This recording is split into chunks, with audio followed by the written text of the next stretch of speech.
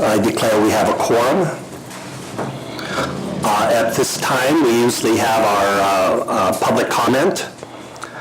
This is for items that are not on the agenda. If there's anything that anybody would like to speak to us that's not on the agenda. The reason why we do this is because it's a long agenda and sometimes people want to come and just talk to us, and that allows them to come and speak without waiting to the end of the meeting.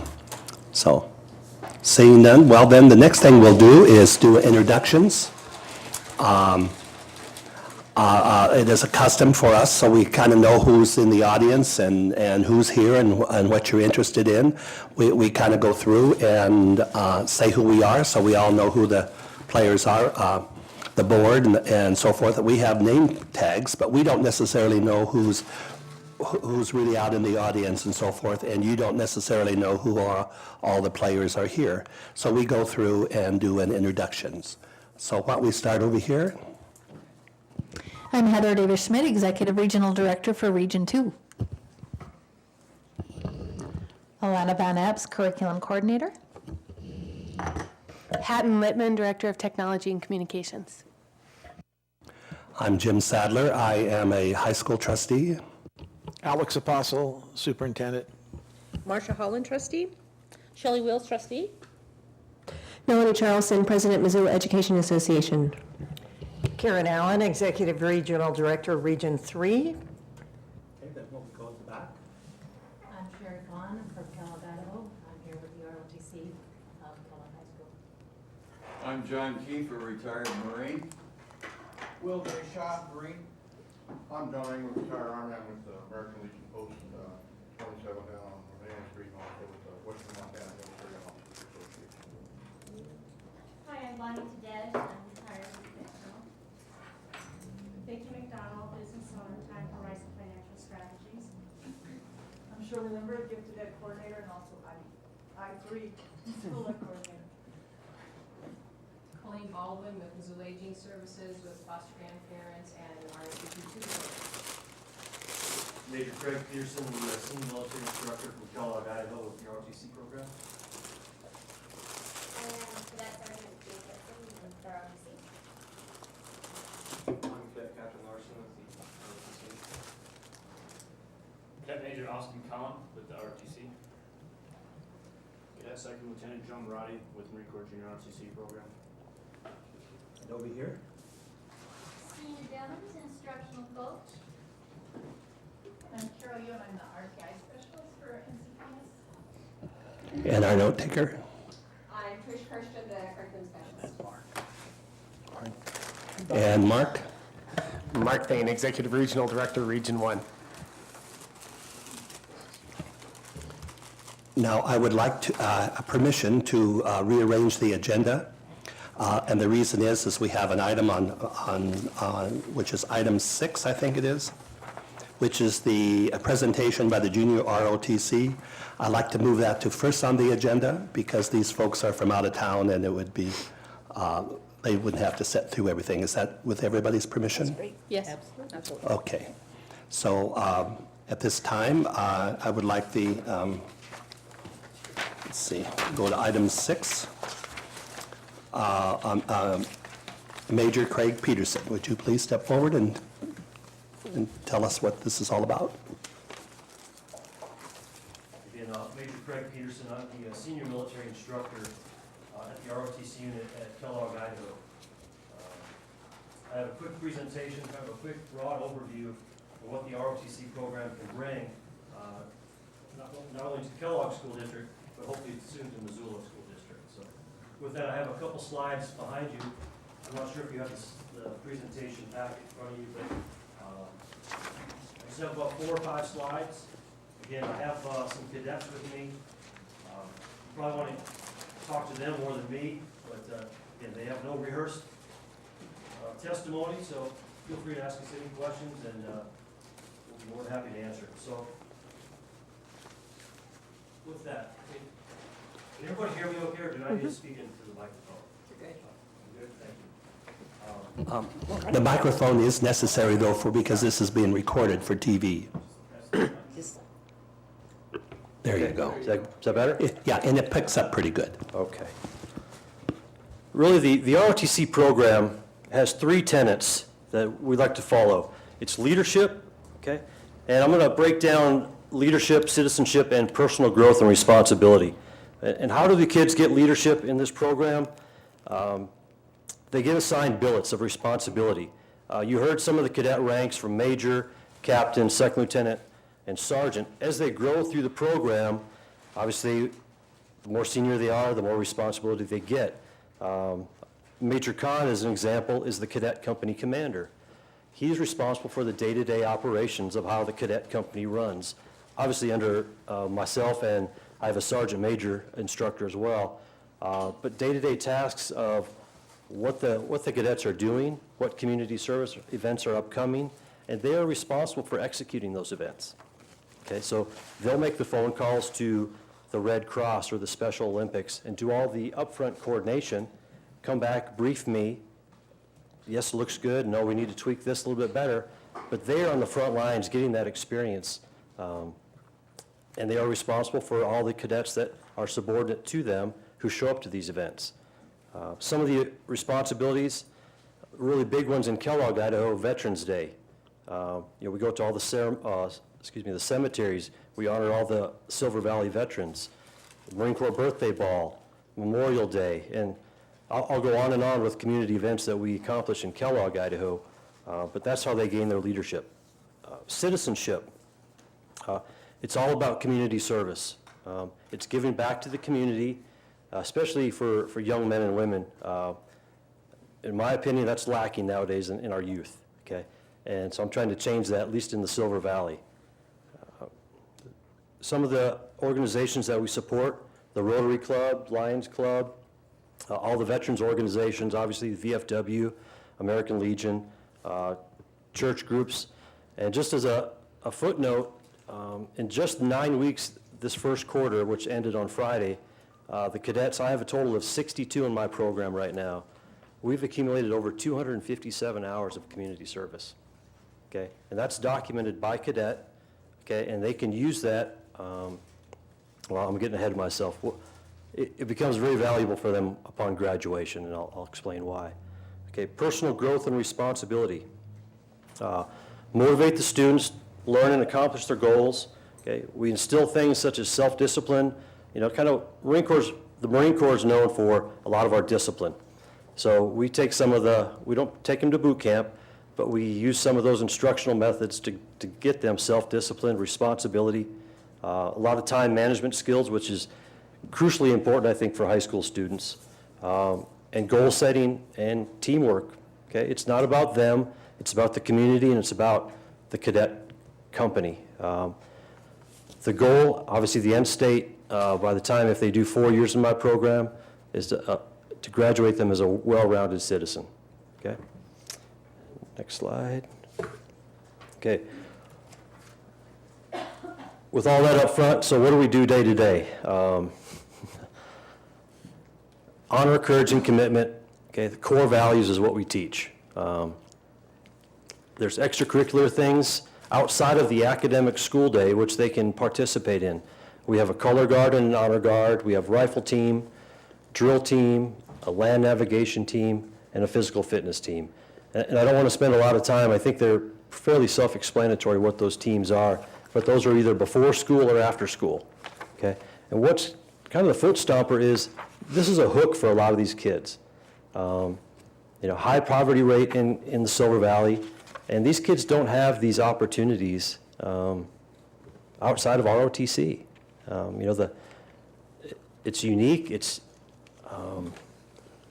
something they're never going to be able to do if this ROTC program is not there. So it's a hook for them to stay in school, and I've seen that on a couple occasions already where I have students doing superbly well in my class and not doing so well in the other classes. But by the fact that I can keep them in ROTC, it keeps them coming to school, and we can remediate them somehow in some way. So I think it's a hook. Students complete 2 or more years in the program can receive special benefits. if a college is offering an ROTC, I think, I know University of Idaho is. I don't know if University of Montana has an ROTC program, okay? But that's a big thing on their application. Have they completed high school, JROTC? And, or if they decide to enlist in one of the services, they can go in as an E3, which is a significant pay raise. But it's a nice benefit. Day-to-day, how do they can earn personal awards, ribbons. As you can see, some of the cadets behind me have a couple rows, and those are all community service event type ribbons, whether it's being a part of the drill team, if they've accumulated a certain amount of community service hours. And like I was telling you before, these things become very important, not just as an ROTC scholarship, but general scholarships across the board. I think most committees now are looking for, okay, you got straight A's, but what else? And the what else is, now I have 300 community service hours across, veterans organizations, church groups, the Red Cross, the Special Olympics. I think that's huge, and maybe swaying the community one way or another to whether a kid gets a scholarship. College applications, the same thing. Maybe they're not academically ready for a scholarship, but just getting into a university that they want, again, it shows that they're dedicated, says a lot about that student. Okay, the academic side. The academics are taught in a couple different areas. We have formal instruction, just like this. I get up on the podium and I teach, whether it's military history or leadership traits and principles, but also we do a lot of mentorship. We do counselings, so there's non-traditional teaching methods that go on as well. It's a consistent environment. It's a very formal period of instruction from when they enter my classroom to when they leave the classroom. Everything is very regimented, and I think most of the kids, I'll tell you, 99% of them respond to that. They actually enjoy that. It's quiet. I make sure that it's a very, very good, solid learning environment for them. Okay, some of the academic subjects that we teach, obviously history, traits and principles, customs and courtesies, close order drill, physical fitness, nutrition, college preparation. It goes on and on and on. And what I've done, and for some of the curriculum coordinators, they may have questions. We actually have books by whether they're a freshman, sophomore, junior, or senior, and it's broken down. So we have enabling learning objectives and terminal learning objectives as well, okay? Something that we're doing in Kellogg, Idaho, is making it cross-curricular with the state curriculum. So two examples that they want to see more of in the classroom is use of technology. So we have Chromebooks, we bring them into the classroom, and we do web searches right there. We do a lot of writing. Essays are a big part of my program, okay? If you forget a pencil, okay, write me an essay why you couldn't follow simple instructions. It seems somewhat punitive to do that, but I will tell you that the kids are learning how to write essays because now they have to do a good topic sentence, they have to do a good body and a good conclusion about why they forgot a pencil. And it kind of seems simple, but the kids are getting it. So, some things that are available to the cadets as well is we have leadership camps during the summertime. We have one that's called the CLC. That's for really the freshmen and the sophomores, all the way up to when they become juniors and seniors. There's a senior leadership camp, and those are somewhere in the Midwest, on the East Coast. They vary from year to year, but whoever your senior military instructor may be will nominate those students to go to those camps. We also talk about STEM, the science, technology, engineering, mathematics. And truth in advertising up front is if you decide to take the ROTC program, we as instructors are not STEM qualified. Although we might think we are, we're not. But what it is it's a hook for the school districts to get into things like the C-Perch, where you can get these underwater robotics kits sent to the school, and in coordination maybe with the universities who have the doctors, the smart guys or smart gals, to help the students build these underwater robotic vehicles. It's just one example. There's a couple others, Cyber Patriot, where just in the classroom, it's a cyber defense competition. It's all geared towards cybersecurity, DoD mandated.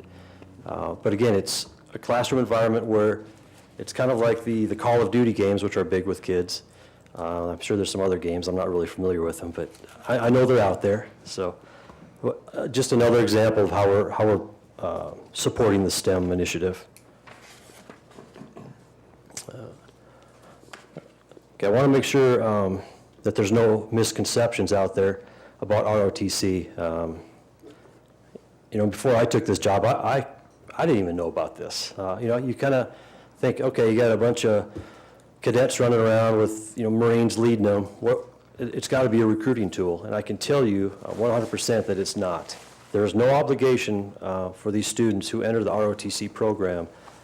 There's no service commitment on the back end of that upon graduation.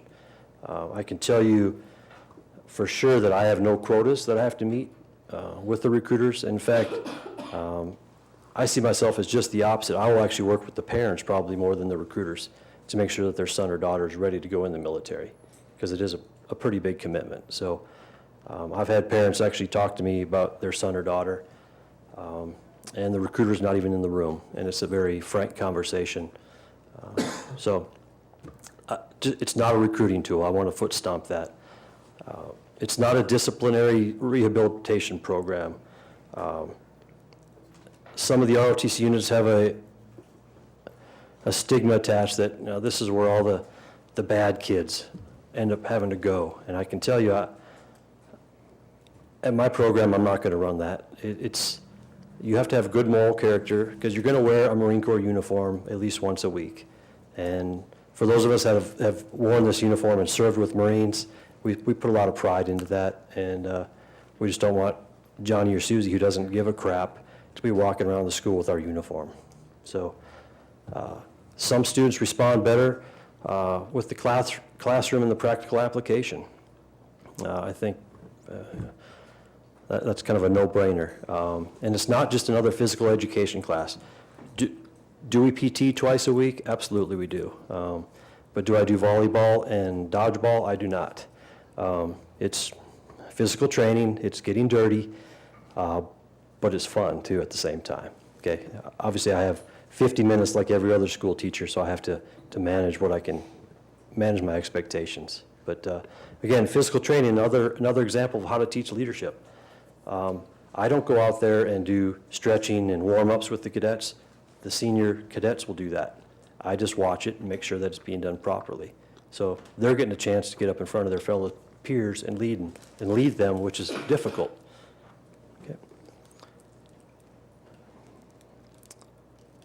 Okay. Just a quick, Marine Corps currently has 235 ROTC units across the United States. If Missoula chose to go with an ROTC program, you would be assigned to Region 3, obviously on the green, Midwest to the west. And 35 units are currently in Region 3. And why I'm kind of excited is because I would be the closest unit. And a lot of what the ROTC kids like to do is when you have a drill team or a rifle team, is you compete against other units. That's what it's all about. If you just sit there and do rifle training all the time and compete against yourself, not really fun. But when you go up against other people in competition, that's what makes it exciting. So, the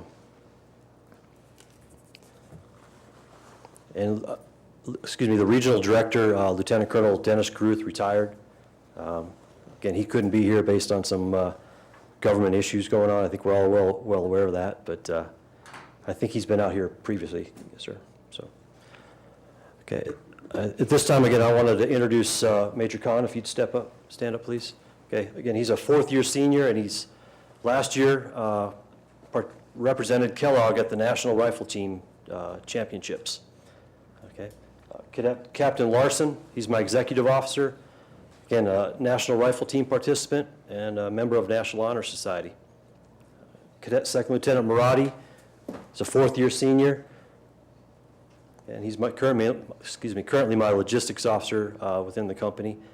And a sophomore cadet, Sergeant Janie Gibson, as well. And again, we're available for any questions that you may have, formal or informal. And with that, do I have any questions from from anybody? I tried to keep my brief as short as I could. I know we're on a timeline here, so. Are there anybody in the audience who would like to speak to the program?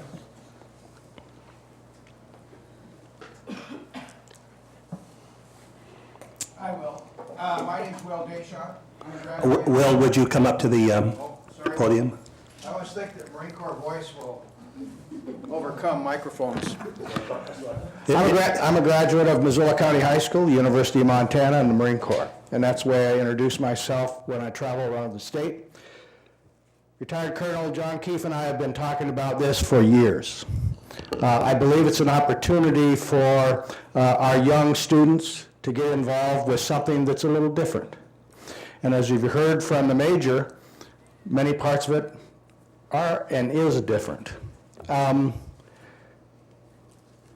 history was, when I graduated from Missoula County High School, I was the youngest person in my class.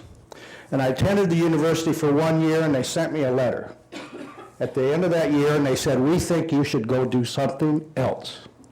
You are not ready for college life." I am the son of 2 Marine Corps officers from World War II, and so there was little choice as to where I was going to go, and I joined the Marine Corps.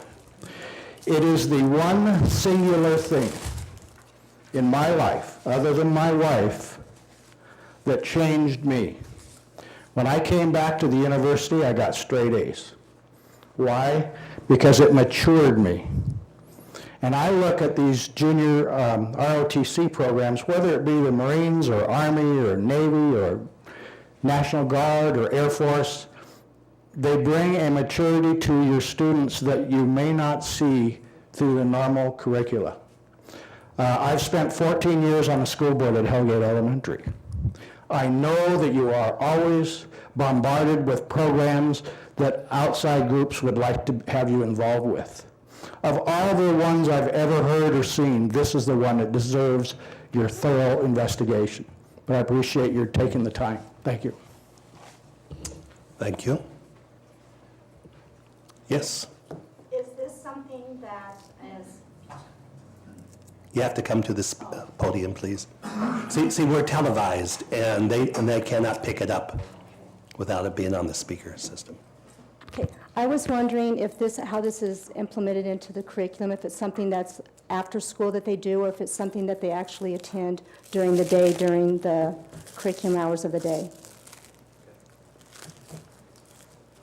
The answer is both. It's a normal class, it's an elective class, at least within Kellogg High School District. So they'll do, I think if you're on a 7-period day, throughout the day, I teach 6 periods out of 7, and then some of the extracurricular stuff is after hours or before school. But the academic period is throughout the school day. Okay.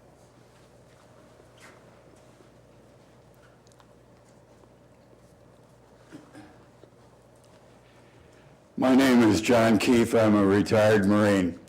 I've had the privilege to serve our country for a period of 28 active years and then continuing on, since then. I'm an old man. I told the cadets when we first met that a Marine influenced my life when I was at Gonzaga University, just over the hill here. He said to me one day, "Kid, you need discipline, and then you'll get through school." Well, I dropped out of Gonzaga, joined the Marines, went back as Will Deshaw said, and got straight A's. I wasn't ready for college at the time, and I can't think of anything that was more wholesome for me to do than, to my own benefit, than to join the Marines. It's been an outstanding career. Great opportunities have come after my retirement. I'm 83 years old. I'm looking forward to next Sunday's celebration of the 238th birthday of the United States Marine Corps with a bunch of other Marines. We're not going to hoop it up and drink like perhaps one does earlier in life or at earlier times of our own history. But the camaraderie that develops in service with others is something that you have to live with, and these youngsters will pick it up, acquire it. They don't have to serve on active duty ever, but the memories that they have, the things that they will learn about courage, honor, and commitment will last with them forever. I think you noticed as they stood up and identified themselves, they did it very assertively, and that's part of the training. They don't hold back, they participate, and they are committed to the patriotism and various other aims that we have in our community. So I would urge you to consider this very carefully and as rapidly as possible come to a decision before somebody else gets this opening and opportunity. Thank you very much. Thank you.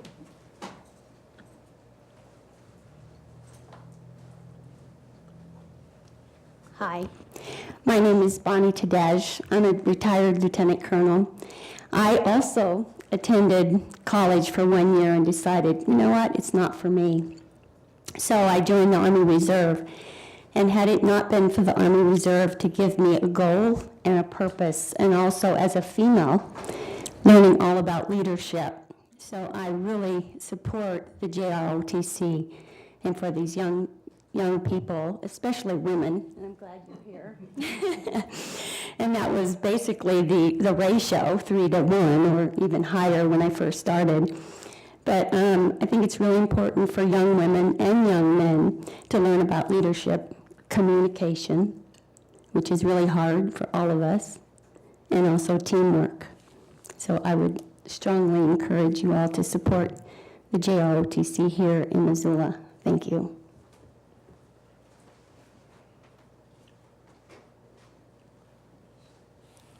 I'm John Engel. I'm a graduate of the U of M in the Senior Army ROTC program here and retired from the Army. I had two children go through the Junior ROTC program down in Killeen, Texas, which is by Fort Hood, Texas. There's a community about the same size as Missoula, about 80,000. Has 4 high schools, and my oldest boy went through the 4 years of the Army Junior ROTC program and headed up the program as a battalion commander his senior year. And then went on to West Point. He wasn't real good in academics in high school, and he got an ROTC scholarship to go to New Mexico Military Junior College for a year prior to going to West Point. And then he graduated from there. But the Junior ROTC program gave him some of those leadership and discipline qualities. His younger sister spent her freshman and sophomore year in Junior ROTC, and then they started the International Baccalaureate Degree Program that you were doing here, and she went to her junior and senior year in that program and graduated second in her class and was accepted to George Washington University in Washington, D.C. So I think it's a program you should consider down the road here, whether it's the Marines or the Army. I think it's a program appropriate for some kids in high school. Thanks. Thank you. Do we have any questions that we'd like to ask? Start with you, Marcia. Thanks. Could you, I guess one of my questions was, what is the difference between Army, Marines, since are they competing ROTC programs across the country? Or? I don't think they're competing. I think they just have different curriculum and different methods. And so what is the main strength of this particular program that you are involved with? Is it the STEM aspect of it, or? I think it's citizenship and leadership, to be honest. Okay. Yeah.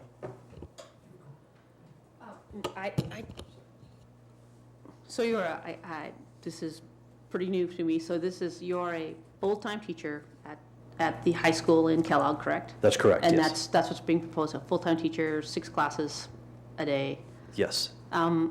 And then are you funded from the government, are you funded from us, or how does that work? Yes, how the salary works is it's a co-share. So half of my salary is paid for by the Marine Corps, half of my salary is paid for by the school district. Okay, and you're and would you be the teacher, or is there another, you're considering moving to Missoula from Kellogg? No, I just came to Kellogg. I just retired after 25 years. And so what happens is, once there's a vacancy, say it's Missoula or Kellogg, it goes out on to the Marine web, and instructors who are retiring can apply for those positions. So again, I was just hired at Kellogg, so I know that there's people waiting for Missoula to open up. So, but there's so the salary is it's different than a teacher's salary. It's based on what we made on active duty. So there's a whole formula that I can send to Dr. Apostle. I just wasn't prepared to brief that today, but it's a cost share. It's a 50-50. Some of the extracurricular things that you see, they are stipend, so it's almost like being a football coach. So there's a stipend associated with being on the rifle team that I get as an instructor, minimal, but it is there. So. And then are you a certified teacher also? Yes. State? Yes. Okay. Once I came here, I had to apply through the state, and I just received my teaching credentials for the next 5 years. How it works is every unit will have a senior military instructor, which is typically an officer, usually major, lieutenant colonel, and then you'll have a military instructor, gunnery sergeant to a sergeant major. It's a senior enlisted person. And so you're really getting 2 instructors for the price of 1. I think it's a good deal for the school districts. And I think I've probably belabored that on too long, but go ahead. Thank you, Jim. A major thank you, and thank you all for coming on over from Kellogg today. Truth in advertising, I am the son of a career military man. I'm not military myself, so I kind of have a first-line appreciation for exactly what the level of commitment that you all have provided is, and I must say that it is striking. And one thing that I can recall, having grown up in a military family, was a real sense of a commitment to a value and a service much beyond oneself. And so I really think that there are an awful lot of values that come with this basic mindset, if you wish, or commitment that is strikingly necessary in dealing with kids, young adults, who I think oftentimes need a sense of direction and assistance in getting there. A couple of questions, and maybe it's more for internal here, has to do with any internal sense of, is there any kind of underlying sense of a desire for this kind of a program internal in the school district, number one. One other thing and just would love a feedback as to whether there's, as we develop these academies and basically career tracks for people, where are we and what sense of, from the ERDs or people like that, might there be an opportunity to undertake this? And one other thing I want to point out, the state of Montana has either the highest or the second highest number of veterans in the country, and either has the second highest or the highest number of casualties or deaths as a result of the recent crisis, or recent wars. This state has a long-standing commitment to military service and the honor that comes with that. And so I don't think this is in the least bit out of our strike zone for consideration going forward. I think it just comes down to what's the grassroots sense, where does this fit, what's the sense of this, and should this be something that should be pursued. My own personal bias would be that it comes with an awful lot of positives. So I'll leave it at that and then ask your input if you would. Yes. Well, Major Peterson, we welcome you and we're honored for you to be here today. And the representation from Kellogg High School speaks for itself. There's no question. We're very honored for you to be here. I must say that in my career, I've had the opportunity to initiate junior ROTC programs in every one of the high schools that I was responsible for, and it represented every branch of the military service. And the results of that effort were tremendous. And after all, what we're trying to do in public schools is create options for our students. That's number one. And we're doing that in the Missoula County Public Schools in a variety of ways, from our academies to a number of different programs. And this would be another program, another option for students. And I believe that we need to create as many options as possible to meet the needs of students throughout the educational continuum. So for whatever it's worth, based on my experience, I think this would be a wonderful program for the Missoula County Public Schools and our students. Heather. Yeah, Heather? Thank you very much. I personally am very interested in pursuing this, would like to make arrangements to talk to you a little further so that we can pursue this in our schools. I am also a product of the Marine Corps and can appreciate this branch and what it brings to us in terms of leadership and all of the other 21st century student outcomes that we're asking for of our students. So yes, I do believe there's an underlying interest. Any other questions? Yes, Marcia? I just wondered what the students who are seniors are planning to do next year, and if this has had an impact, if involvement in this program has had an impact on that, any decisions you've made. To answer your question, I plan on going in the military. I plan on enlisting in the Air Force probably. This program has given me a sense of responsibility, sense of urgency, give me values, morals, manners, all that kind of stuff. It's helped me along the line with meeting people.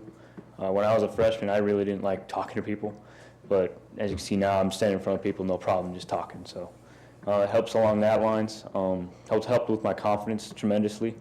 I think it was a good program, and I'm glad I did it all 4 years. So.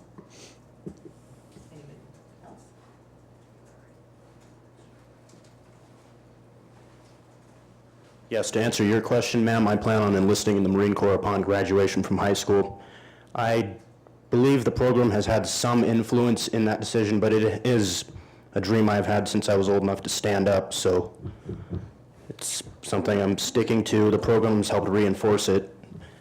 It's also instilled a sense of citizenship, patriotism, honor. It's made me a lot more organized. And I believe it is an extremely beneficial program and would do well within this community.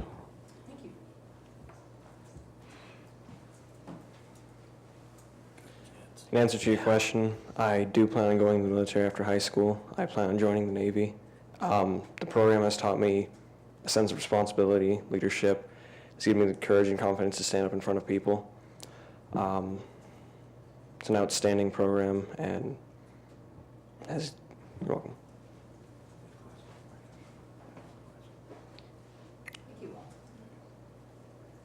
Just as a note for the group, the uniforms that you see the cadets wearing varies.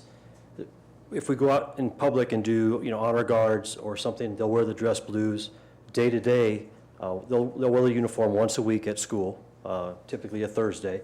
It'll either be the utility or the camouflage or what we call the deltas, the brown shirt with the blue trousers. So that's what you'll see in the school on a daily basis. So just wanted to make that point.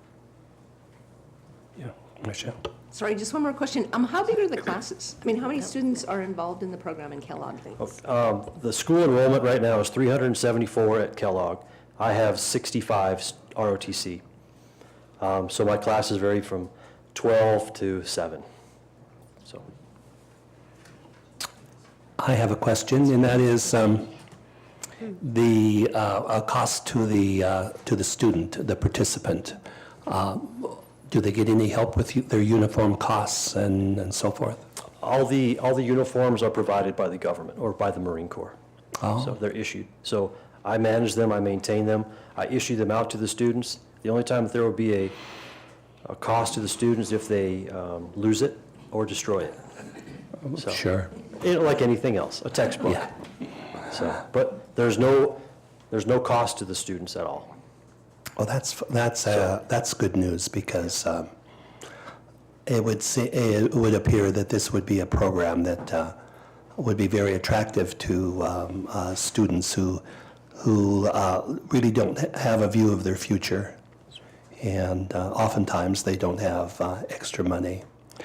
Is there a way for them to earn money because they're in summer programs that takes away from their ability to work? Is there a way to earn money or anything? Or? Well, I could tell you, I think 2 of my seniors sitting here have part-time jobs while doing full-time ROTC. So Okay, so it doesn't interfere that much? No, I mean, they sign up to volunteer when they can, but, in coordination with their job schedule. So, it's not dictatorial. And I have another question. Yes, sir. And that is what kind of credit do they earn from your local school district? Just an elective credit. An elective credit? Is it half a credit, full No, credit? full credit. Full credit? Yes. And what kind of a credit? Is a elective like, it's, how's it characterized? Maybe I just. should know this answer, but I don't. So I apologize. Okay. Dr. Apostle says each school district designates it the way they wish, so, okay. I was just, my question, what I was wondering out loud is, would it be supplanting some other credit that some other group curricula would be using, and it just depends on how we apply it, is the point. Right. And we do have a 24 credit authors here, so there's plenty of room for an extra credit. Yes, Doctor. Thanks, Jim. A couple questions about the student population you have. I'm assuming there's an opt-in, opt-out, so they can start at any of the 4 years and then depart at any of the 4 years. Is that fair? Yes, it is. That's So true. there's no mandatory commitment that once you're in, you're expected to, I'm assuming you're encouraged to stay, but if a student chooses another pathway in life, they can opt in and out. Can they opt in their last year? They can. They can? Yes. Okay. I will tell you the difficulty from an instructor point of view is they will have to go as a senior. They will be assigned with freshmen in that class. So you're learning the basics of ROTC as a senior. I think it would be difficult for a senior, but you can do it. I have 2 of them in my class, and they seem to be getting along rather quickly, but it just seems odd that, they don't have the ability to do the leadership positions because of, they're considered a LE1 or a first-year student. So there's some challenges there, but yes, it's possible. And the opt-out is at the semester time. It's not by quarter. So. Dr. Apostle? Yes, I just want to emphasize how much we appreciate you driving from Kellogg to be here with us today. Sure. Glad to do it. It's just wonderful that you've done that. Sure. Thank you. Sure. Have we come to the end of this? Does anybody have any more questions? Yes, I guess we heard from everybody except Janie. I think maybe we ought to hear about your experience, if you're willing to share. I am Janie Gibson. I am a sergeant in the ROTC program. I am a second-year student. I am a sophomore. I also take a billet in our staff. I am in charge of planning everything. I planned our whole Marine Corps ball, but I delegated stuff to everybody else. And one thing that I love about the program is we're like a big family. I think of them as my second family, and I always will. So, thank you. Thank you. What a wonderful idea, and let's just hope this will develop into something. So I guess I want to thank you for coming. Any more questions? Any more public comment? So we'll, yes. I've just got a quick public comment. I apologize for... You have to use the speaker. I apologize on a misunderstanding of the timing, but in support of junior ROTC, I'm a graduate of Hellgate, I'm a graduate of the University of Montana, and I'm a military veteran, an Army veteran. To see the self-confidence, the leadership skills that the young kids had coming out of a junior ROTC type program during my time in the military was just quite remarkable. I also, in a second career, worked at the Department of Labor and Industry here in town. Young kids out of high school or of high school age who are looking for work had some significant challenges as far as what we called soft skills. The ability, they were good with computers in many cases, things like that, but the ability to relate with other people. I think a program such as this, the camaraderie that this young lady just talked about, the opportunity to lead is going to be something that would be certainly worth looking at, invaluable, I think, to maybe a whole range of kids who could be falling through the cracks in our schools. Would you give us your name, please? Yeah, my name is Gary Swartz, and I live in Missoula. Okay, thank you, Gary. Mm-hmm. Okay, well then, hearing nothing more, we'll move on to our items on our agenda. And everybody is excused if you wish to go to lunch now. I guess you have an invite.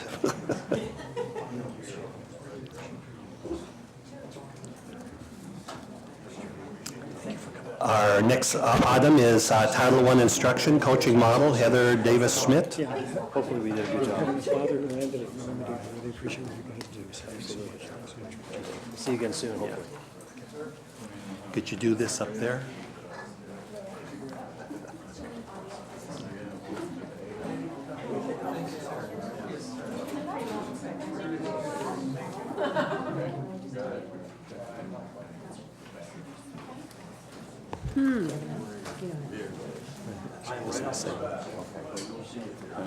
I'm going to come around. I'll go ahead and get started while Sina's passing out the handouts. She's sharing with you the instructional coaching handbook. Heather Davis-Schmidt, Executive Regional Director for Region 2. In addition to overseeing the schools that I oversee, I also get the opportunity to oversee the Title I instructional program in the district. And Sina Demmons is our lead Title I instructional coach and has really worked to build a cohesive team with our instructional coaches. And every year I like to have an instructional coaching update shared with all of you so that you know the direction that we're taking and what it is our instructional coaches are doing with our schools. So with that, I will let Sina Demmons take over. Thanks, Heather. Thank you. We just saw such a powerful presentation from the ROTC program, and we thank them for their service. And it makes it more apropos that I can now thank you for your service, because you don't get paid a lot, so. Well, as Heather said, I'm Sina Demmons, and I've been with Missoula County Public Schools a day or two, probably since 1981, as a middle school teacher, a high school English teacher, and now an instructional coach. What you're going to find out today in this brief presentation is who the coaches are, who we serve, and what we do. So that's kind of the layout. There's our mission statement. You also have a copy of it in front of you on the blue paper. We are a collaborative partnership that encourages growth through reflective practices and empowers 21st century learners.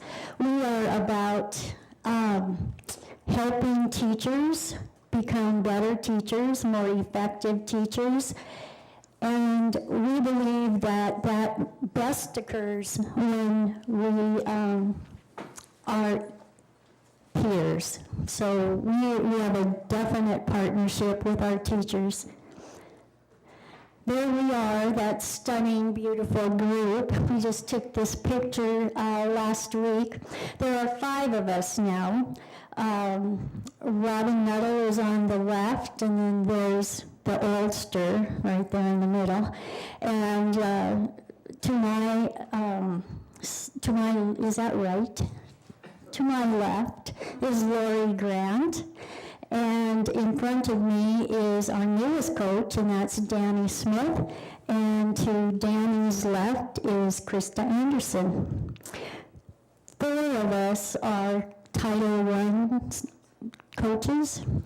We are busy because we have 9 schools, and Robin is a general, you call it general fund coach. There's where we're at. Krista is at Lowell, Franklin, Hawthorne, and Porter. Lori's at Lowell, Franklin, Hawthorne, and Russell. Danny is my primary partner, and we are at Hellgate, Big Sky, Sealy, Willard. Danny goes to Russell, and Sina goes to Porter. Robin is now assigned to Lewis and Clark, Paxson, and Rattlesnake, largely to help support mathematical instruction at those schools. We're about building capacity. We are not the experts that come in and teach and then go away.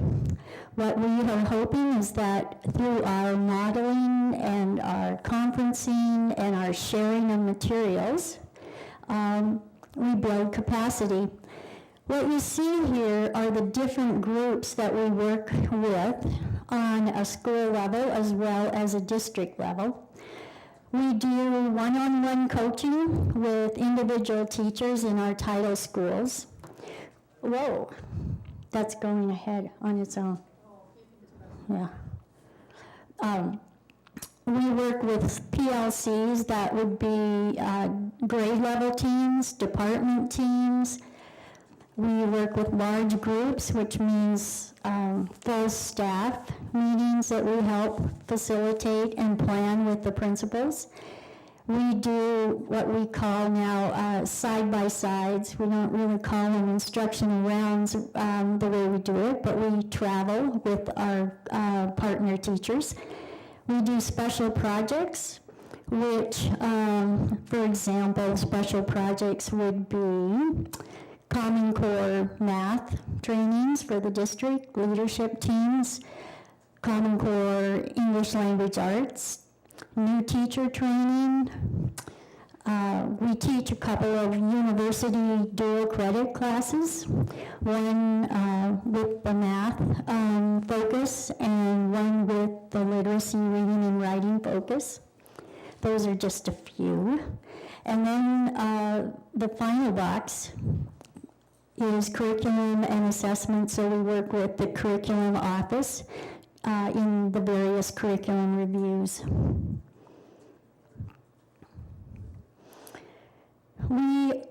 I like to think of us as the melting pot for all the initiatives that we as a district have embraced. And of course, one of our initiatives and the way we do business is professional learning communities. And so we too adopt those same questions. And that is, what do we want our teachers to know and be able to do? How will we know when that occurs, and what will we do when they demonstrate mastery or don't? So people really want to know what exactly we do since we're getting paid. And there's the start of a list. When you're working with individual teachers or small groups or staffs, we are heavy into asking questions about what they think they did well, how do they think instruction could be improved. We offer feedback, we share strategies and resources, and we maintain confidentiality, which is really a very, very important aspect of this. Without a strong relationship with our teachers, it doesn't work. It doesn't work. We provide support for data analysis, and then we use this coaching cycle. We gather information, we observe, we collect and document evidence, and we debrief and reflect. What you see up there is the evolution and the refinement of a program that started in 2002. We have been around a long time, a lot longer than people think we have, and we are hoping to continue to refine and evolve. We started out with 2 part-time instructional coaches, and now, as you saw, we have 5 full-time coaches. What do we not do? And we do not evaluate teachers. We do not provide information that would be used for evaluation. And we do not take the primary responsibility for instruction of a small group of students. The power of coaching. We believe, and research bears it out, as well as common sense, that coaching derives the largest impact and effectiveness of all types of professional development. And those of you who have been on the board and have sat through so politely our spiel have seen this slide already before, but we like to use it again, and we like to emphasize it and conclude this brief presentation. If you'll notice down in the last vertical horizontal line, we have 90% knowledge and mastery, 90% skill mastery, and on-the-job mastery with coaching rather than some of our more traditional types of professional development. What you have in front of you is our coach's handbook. And I'm not going to take you through it, but this is one of the pieces of evolution that we have developed. You'll see the rationale for coaching. You'll see the different roles. We are partners with the teachers, with the principals, and each of those groups of people have certain roles as well as we do. The last couple 3 pages is another piece of structure that we've developed to improve our delivery, and that's what we call professional reflection tools. What we did was we sat down, we researched, we read, we attended conferences, and we divided what it takes to be a good teacher into 5 areas. One is classroom management, learning time, questioning strategies, collaborative grouping, and the use of instructional targets or learning targets. We've listed down on each of those reflection tools what a teacher could be doing, as well as what the students are doing, and a self-rating scale. I have to tell you that this evolution or this refinement would not have happened without Karen starting us out back in 2002, helping support us, and then Heather now being such a strong advocate and mentor for us, as well as Julie Hainline when Julie was in the curriculum and Title I office, and of course Alana Van Epps. So with that, I'll conclude. Everybody knows that it's hard for me to be totally serious because I believe in the power of humor. So I had to put something in there about teamwork. It makes the dream work. And are there any questions? Any questions? Yes. Yes, Shelley. Now, do the teachers, do they ask for you, or are you just assigned to go out and then randomly go in there, or how that works? We just show up at the door. Yeah. Hello. No. Well, there are various ways that we begin our relationships with teachers. Yes, individual teachers can ask us to come in, observe, help, offer feedback.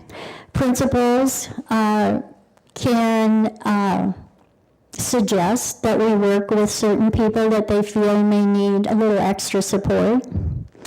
We weasel our way in to PLCs, department meetings.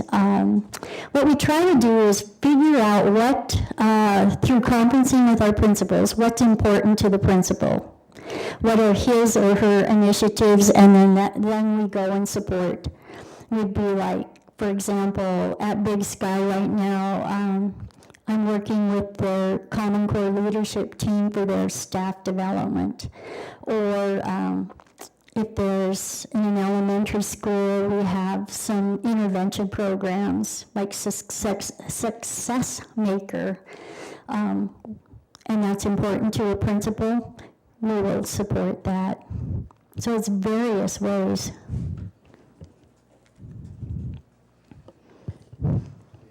I'd like to speak to that too. I think one of the important evolutions that we've had with the instructional coaching model is that we've stopped trying to force ourselves on the veteran teachers who don't really necessarily desire that help as readily. Instead, with all of our non-tenured teachers, all of our new teachers, they get the opportunity to work with our instructional coaches in our Title I schools. And that's been a really important evolution, because what it's done is these newer teachers that get that great opportunity have caused a modeling that really demonstrates to the veteran teachers as well what a great opportunity it is, and a trusting relationship to have instructional coaches in the classroom. I can only re-emphasize that we work with all of our new teachers, and both as a listener and as a specific person that they can trust, and it has worked out fabulously. We have quite a few new teachers, so we're busy. Do you come as a team or individual? Mostly individual, because it's rather, overwhelming if two of us show up and work with one person. But we do tag team a bit. Actually, I was just going to say, you anticipated my question. I can't believe you asked it, because I was wondering if you work with newer teachers or teachers new to the profession, that teachers in the building who are more experienced actually benefit from that. And Sure they do. Like it really We would like to say that they do. Yes. Melody? There we go.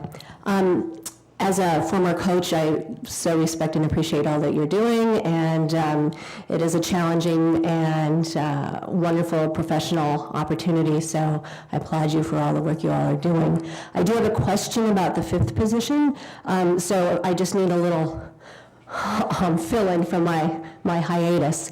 So we have one coach that's funded through the general fund, is that correct? And how was their assignment chosen? And that, in my math, that leaves 2 middle schools and 2 elementaries without the opportunity of a coach. Am I correct? So if I could just have a little background on how those particular 3 schools. Thanks. Absolutely. So the 5th position is specifically a Region 2 position, and it was actually created out of a need for meeting the exceptional math students in Region 2 at the elementary level. And we didn't mention it in the presentation, but there's also some connection to the middle school there. So it's really a K-8 position. This year, it's not as much of an instructional coaching position as it is more direct interaction, more direct instruction with students. At Lewis and Clark, Paxson, and Rattlesnake, in particular, what was happening was students were moving on at advanced levels in math, but we weren't able to meet those needs as well as we needed to at the elementary levels. So that 5th instructional coach position was created to do that in this transition time. And then over time, our vision is for it to become a fully instructional coaching role. But instead of like Title I, our instructional coaching is really focused on providing those interventions for students that are struggling.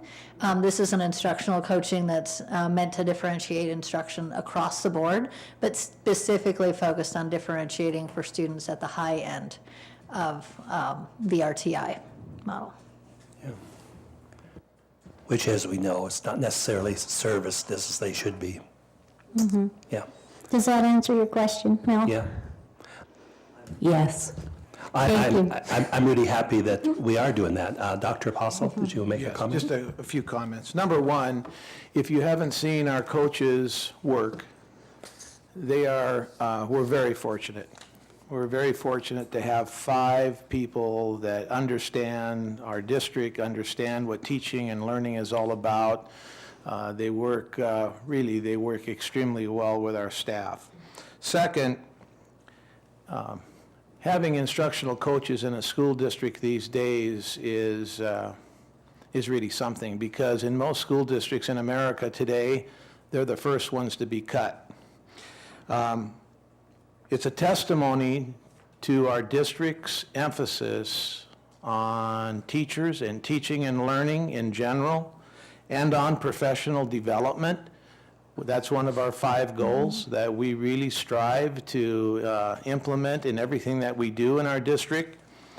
And again, there have been some tough times, difficult times financially in our district in the 5 years that I have been here, but we've never discussed eliminating or reducing, and as you've heard, we've increased the number of coaches because they're so important in terms of everything that we do. But having experience in other districts, I will tell you that they're the first to go, and we can't afford to have that happen in our district, because I think you're responsible for a lot of the great things that are going on currently. So congratulations, and thank you to all of you. Thank you. We feel extremely fortunate because we are well aware of what goes on in the other districts and the budgetary constraints that folks are operating under. And we are also committed to getting the word out that if there's anything that can make a difference in the day-to-day work of classroom instruction and learning, it's coaches. Well, thank you. Oh, yes. 2 questions. I'm not sure who to ask this of, whether it's you, Sina, or who, but first of all, with the 5 coaches we have, how have we determined the specific roles and schools that they go to? Issue number 1. So how do we determine kind of allocation of those resources? And secondly, how do you go about identifying your coaches, and who actually is in that process? The specific picking of individuals. Yeah, if I could respond to that. So I'm actually the supervisor, the direct supervisor of the 4 Title I instructional coaches. Alana is the direct supervisor of the general fund instructional coach position that we added this year. I can tell you that it's a process, much like any other process in terms of our hiring. We put a job description out and we look for the highest quality applicant. We certainly have certain specifications that we're looking for. We're looking for a master teacher who's solidly has a background in either literacy or mathematics instruction, because that is something that carries across. I believe, if not all of our instructional coaches, most of them have a master's degree in that specific content discipline, whether it's literacy or mathematics. As well as, because it's such a small pool of master teachers, it's an opportunity for us to see them in action. We have an opportunity over time to see our instructional coaches in action long before they ever apply for the position. So it does become obvious to us over time who is particularly talented in these areas. Well, I guess my asking of you could get really, really basic. Who is us? I mean, is it you? Who's okay? So you're the decider. I am, okay. yes. And I usually don't do that by myself. I usually pull someone else in. I know Alana has participated in those interviews with me in the past, and Sina has participated as well. Okay, so you have a cadre of individuals who are your trusted cadre. Okay. Absolutely. And how do we decide and determine the actual job assignments, where they go, what they do? Sure. So with the general fund position, that was a very specified position based on needs in Region 2. That was something that Mark, Karen, and I all had a conversation about based on the data that we saw in mathematics among those elementary school students moving into middle school. As far as the Title I placements, these positions are funded solely by Title I. And therefore, the instructional coaches can be placed only in Title I schools.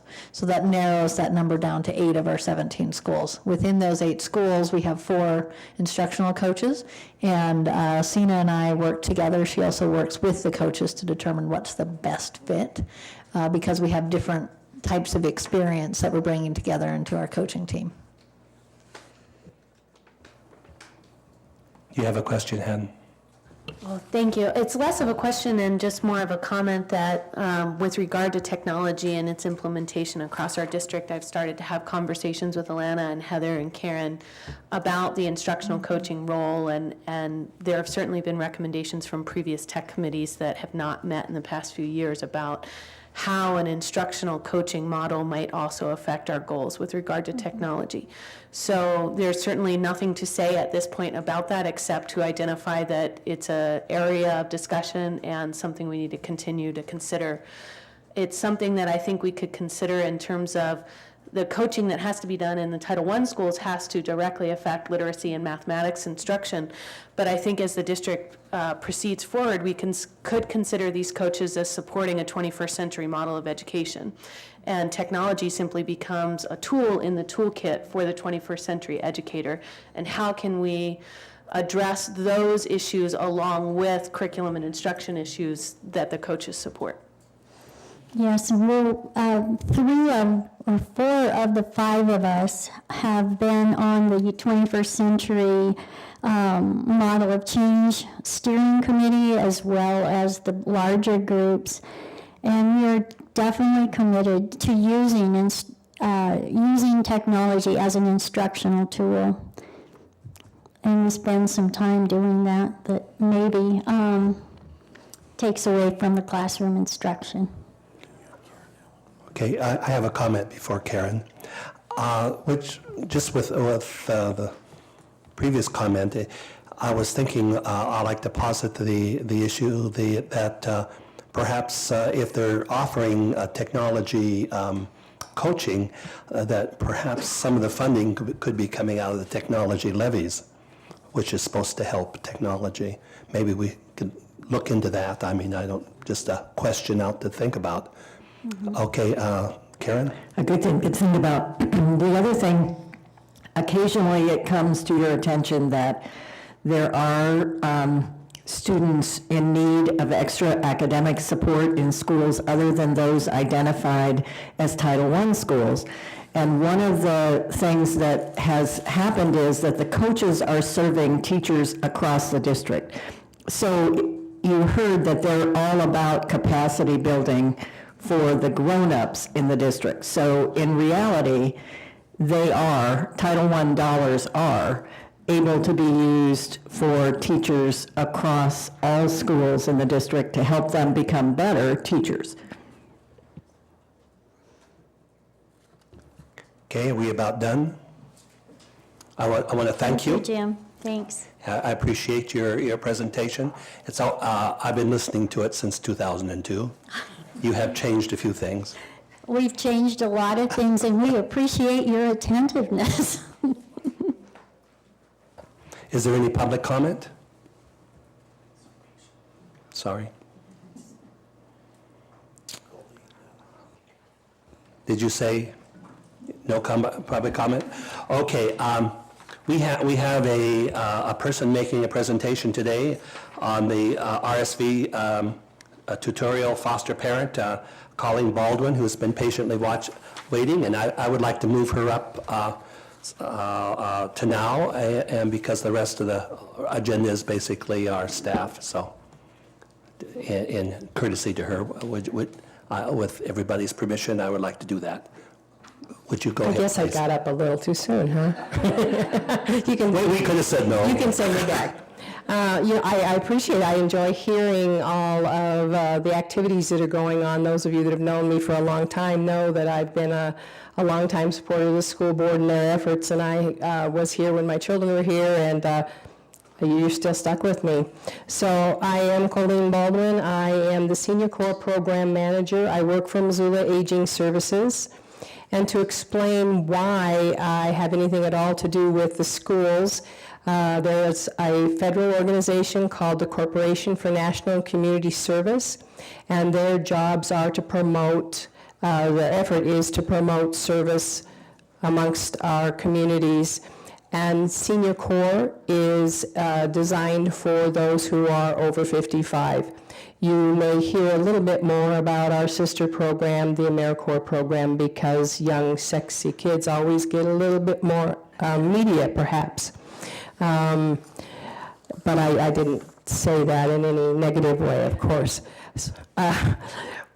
I meet annually with Dr. Apostle so that he can understand what we are striving to do so that we can strengthen our partnership. And I also meet annually with the school board to talk with you and let you bring you up to date on some things that are going on.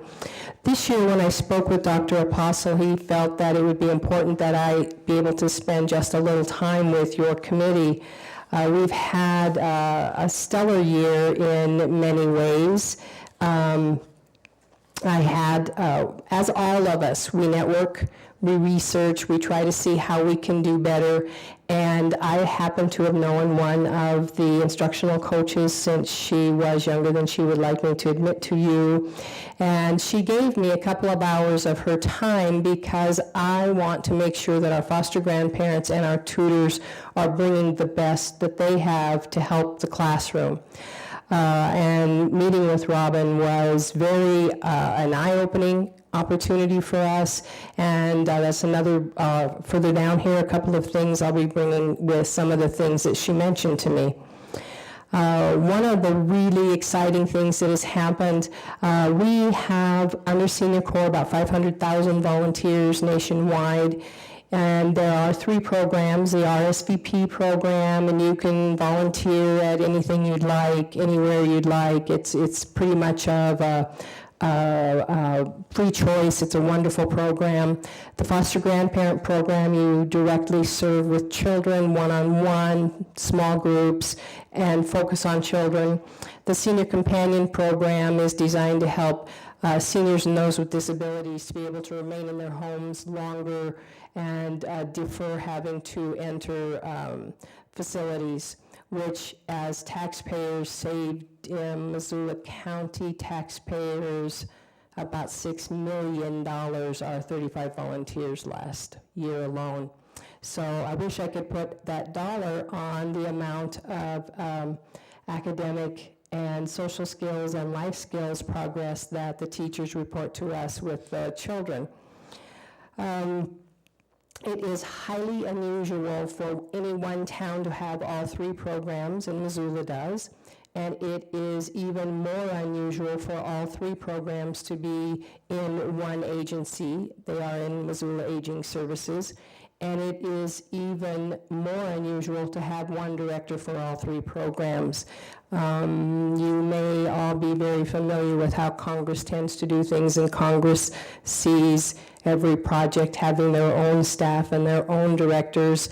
And Missoula Aging Services successfully, about 15 years ago, was able to convince Congress that it was an extraordinary benefit to blend the programs and to only pay one director instead of three of us across the hall from each other. So because of that, when we send our stories onto Congress, Congress wants stories. They want things that they can help to understand what's happening with the programs. We're able to send them all the stories they ever wanted. Missoula County Public Schools staff, the other schools we work with are so eager to tell us what's going well that we're able to get our stories out. As you know, it seems to be the time of the century where everybody in the world is rebranding, redoing all of their materials, and Senior Corps is no different. And this year they are doing all of their new materials, their brochures, websites, and then they needed a new batch of film, and they needed new still photos. And so they came to Missoula, Montana. They went to four total cities in the United States and spent 2 days with us here filming. And it was such an outstanding opportunity. And what I want to tell you about is how exciting it was. They were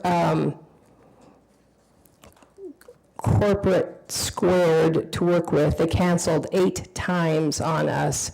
And we had spoken with Paul Johnson at Washington School. They were a little surprised to find out we didn't have children in school in August. And maybe their towns all did, I don't know. But we called Paul Johnson, and Paul Johnson said, you have the building whenever you need it, and we'd call up and cancel, and he'd say, no problem. And we got it together, they got here, and Paul Johnson and his staff, Brian Wilson, Kathy Speak, and John, I did not get John's last name, put out the royal red carpet. And we were able to put on a series of, they're not faked because they were real kids and they were real grandparents working with them. And some of this, the stuff that came out of it is amazing. We're supposed to be getting the masters back from the corporation with the closure. Lord knows when that's going to happen. But we have so far been told that this photo, a version of this photo, has been chosen to be one of the star treasures for the new materials that are coming out. That's just a plus, that we could call Missoula County Public Schools and have that kind of effort come through so that we could fill a classroom with children and have the halls resounding with some laughter and have this film shoot go so well. So in this last year, we had 29 foster grandparents working with Missoula County Public School, and they served 179 students. 93% of them made improvement. That's in your, we have a graph and it's in your packet right now. They served over 17,000 hours, those 29 grandparents. When those people are in the classroom that amount of time, a difference is made. It's made in the life of the teachers, and it's definitely made in the life of the children. Our RSVP tutors, now remember, these are the people who have a little more freedom and they get to do a little more choosing what they do. We had 23 tutors with Missoula County Public School. They worked with 100 students. Again, nearly 90% success at what they were assigned to do. And they served 3,000 hours.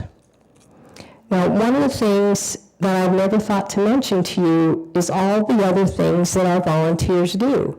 because I'm so intent on telling you all about the grandparents and how they're with the children and how the tutors help the children learn.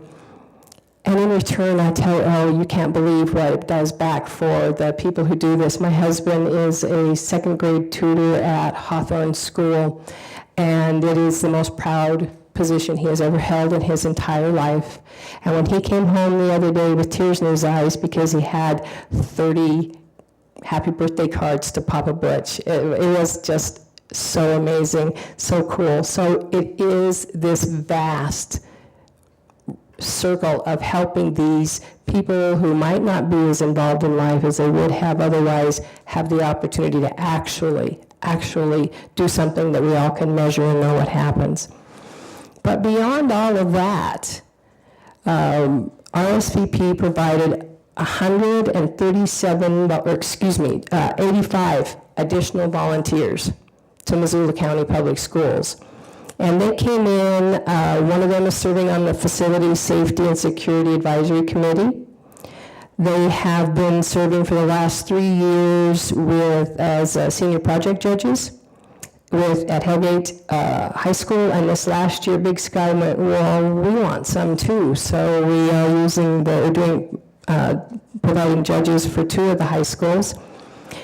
We have provided a special needs sewing assistant. And this is someone who sews sensory strips that fits on the edge of a desk for special needs kids who need something to do with their hands. And this is a strip of dingly-dangly things that I don't know who chooses what goes on there, but it has been proven that it gives some children the opportunity to calm and to focus. And you all know you don't got the money to hire anybody to sit around and sew sensory strips. This woman is homebound. She lives for a project like this. Full circle. How amazing can this be? We've been providing science fair judges for a long time. The teacher, Bob Andrews at Meadow Hill Middle School, just retired last year after doing the science fair for many years, and he sent us a note saying, you've made such a difference in my life. The diversity of the volunteers that you have sent me, doctors, lawyers, nurses, blue-collar workers, you've brought into my life what I can understand a volunteer can do. And as soon as I get done with my first year, we don't let people volunteer for the first year after they retire. They got to play. He's going to be coming in and joining us. And I think that, again, says a whole lot about what the volunteers bring into the classrooms. We provide panelists for the Prep for Life. And the young people last year made a comment that they were superstars, and they told it like it was. So they really got through to the young people, and the young people had great time asking questions about what growing older is like. And the people are very honest and open with them.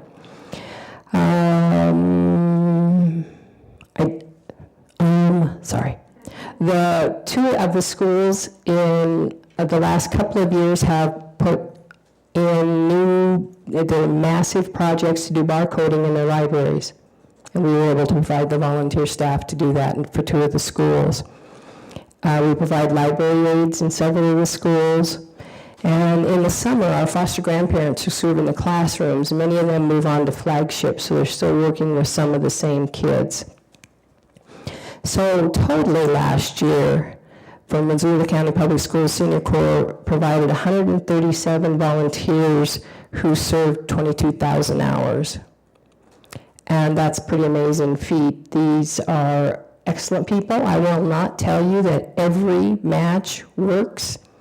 Every grandma doesn't fit in every classroom, but there's a classroom where that grandma does fit, and she does make a difference.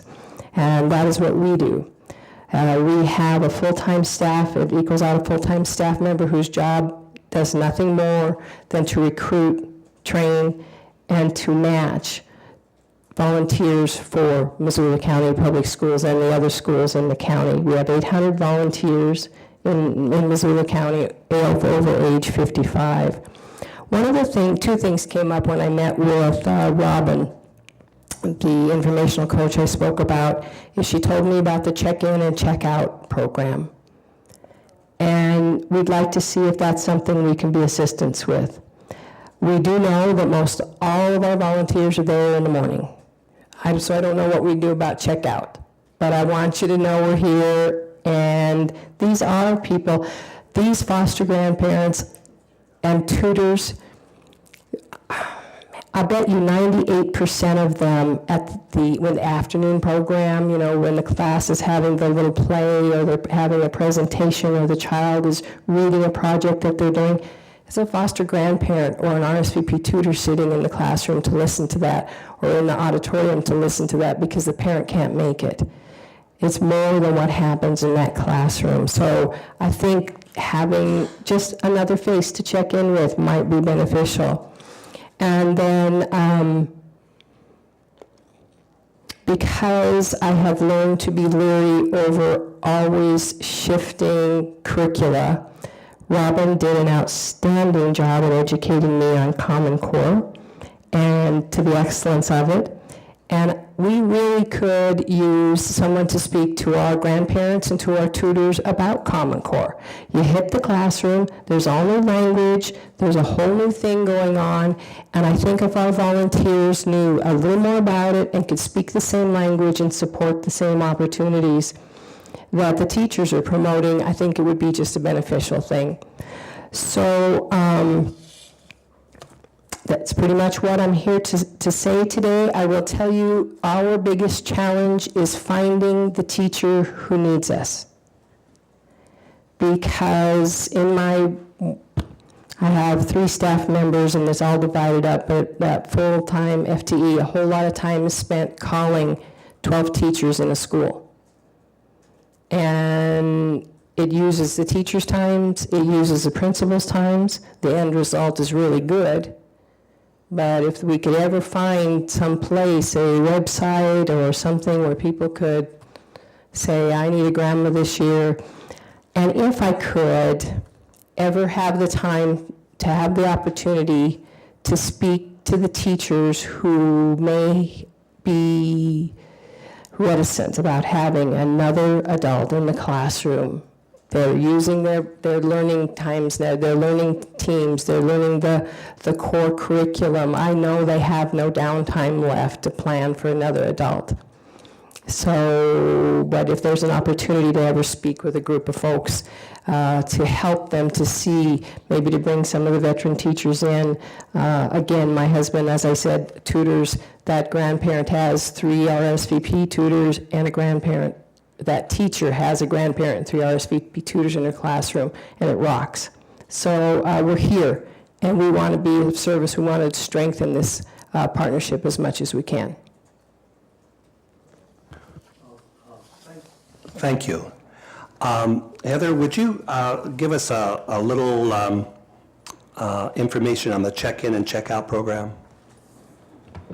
Sure, I probably am not the best person to do that, but I'd be happy to help. So several of our schools are using this as part of the Montana Behavioral Initiative, the MBI program, and it's really considered a tier 2, that mid-level group of students that might be struggling in school or might be struggling to build those relationships and connect to school and behave appropriately. And check-in and check-out has been one of those interventions that's used where students literally very quickly check in with an adult. They go through a card asking some questions. The adult can check whether or not that student is meeting those, and then checks out at the end of the day. And what that does is provide a connection with another adult. As you mentioned, check in and check out, there's another program that's for tier 3 that's more of a mentorship based program. It's called Check and Connect, that I could really see our foster grandparents having a profound impact. The check in, check out is kind of a daily 10-minute task at the beginning and end of each day, and that could be challenging with the not being there both times. It is important that it's the same adult both times. Yeah. Thank you. Is there any other questions? Yes, Shelley. I was wondering, do you have a percentage on how many are in the grade schools, middle schools, high schools? is that where the kids want, or where your volunteers want to be, or what's your feel on that? Really good question. 99% is K through 5. It's often seen as that's where the majority of the need is for math and reading skills to get the young people up to date. It is often where the volunteers think they want to go, and it's often where the schools think this is where they want them. We currently have one foster grandparent at Meadow Hill Middle School, and he is in a project where every child in the one classroom cycles through all year. He touches every child. I'm sorry, I know it has a lot to do with drama and writing, and I don't recall that specific. In the past, we've been very, very, very successful having foster grandfathers in the shop classes. And when my children were in school, the shop teacher had a foster grandparent for 17 years. And that foster grandparent was so proud. Every day he rode his motorcycle to school, the weather allowed, and he put his helmet on the seat of the motorcycle, and not once in 17 years was his helmet or his motorcycle touched, damaged, vandalized. His respect was so fantastic in that school. So it's possible for them to be.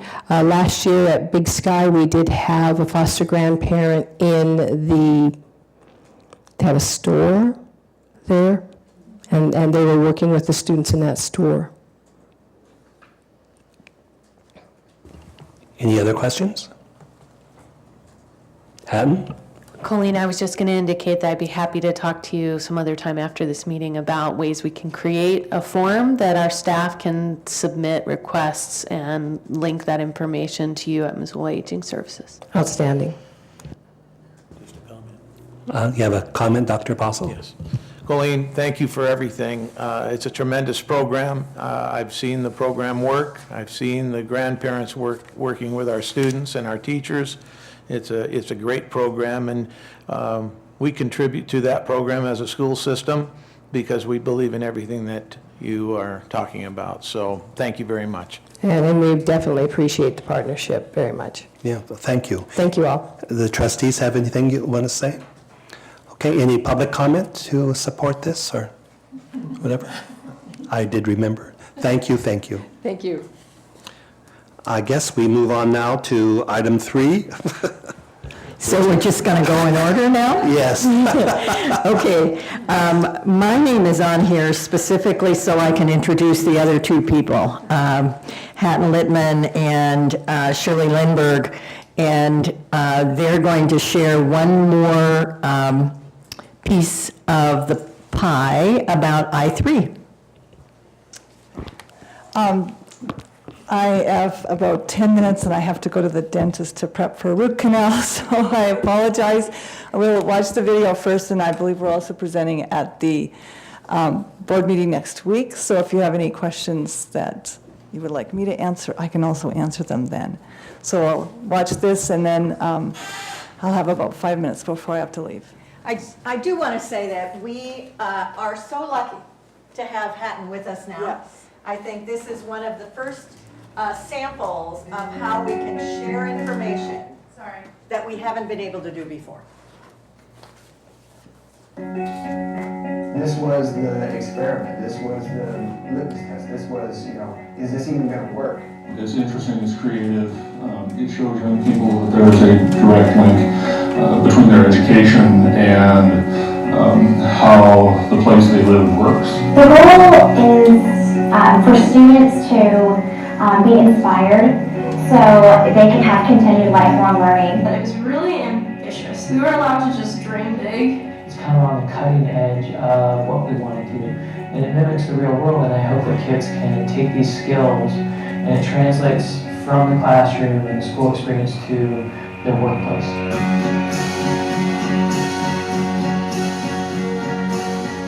The I-3 program truly embraces our 21st century initiative, which basically moves students and teachers to a different dimension as it relates to teaching and learning. I-3 was a concept that was developed at the district level to kind of change the conversation around education. It's taking real world, interdisciplinary, experiential education and giving it to the kids. I was able to drive my own learning at my own pace. I got to choose what I wanted to learn about rather than be told, and I got to choose which project I got to work on.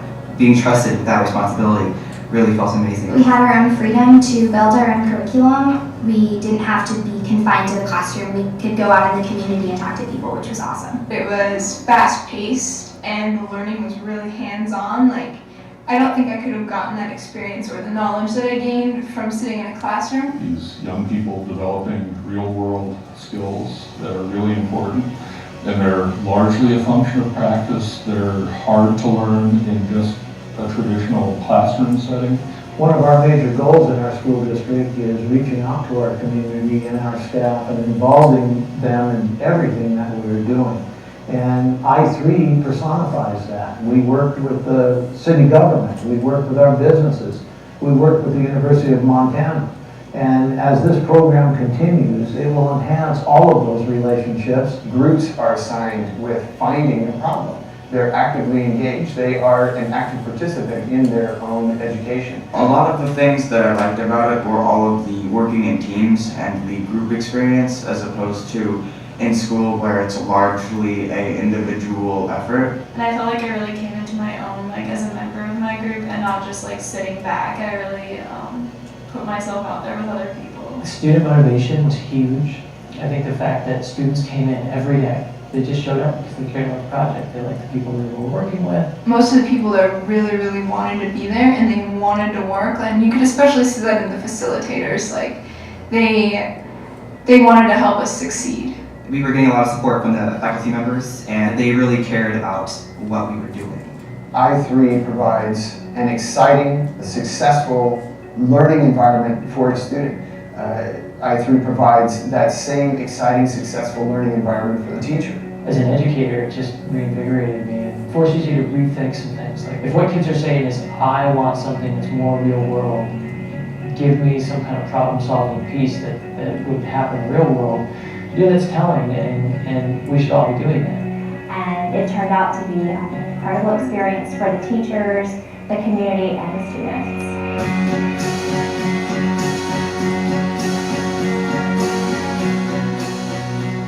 We are allowing for the perpetuation of a better society by producing students out of the public education system that are ready to tackle the problems of society and that know how to tackle the problems of society. I think that's really important for some of these teachers, if they can get on board with this and see the strength in that, the value in that, it'll kind of change the way we interact with our students. I have high hopes that the I3 program will transcend across the entire school district, across all curricular areas. So when they're out in the world dealing with real world issues, real world challenges, and relatively real world people, they get that practice and it's a big deal.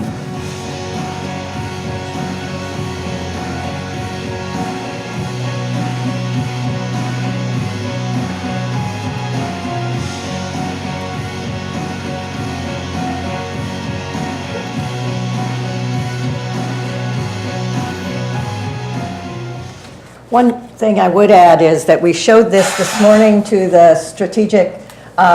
the facility strategic plan team, which was lots of people this morning, a very active process. But as I watch it again, I think there are really important messages just in this few minutes that inform us in terms of facilities and how the facilities need to support the learning, and if this is the kind of learning that we're going to be doing.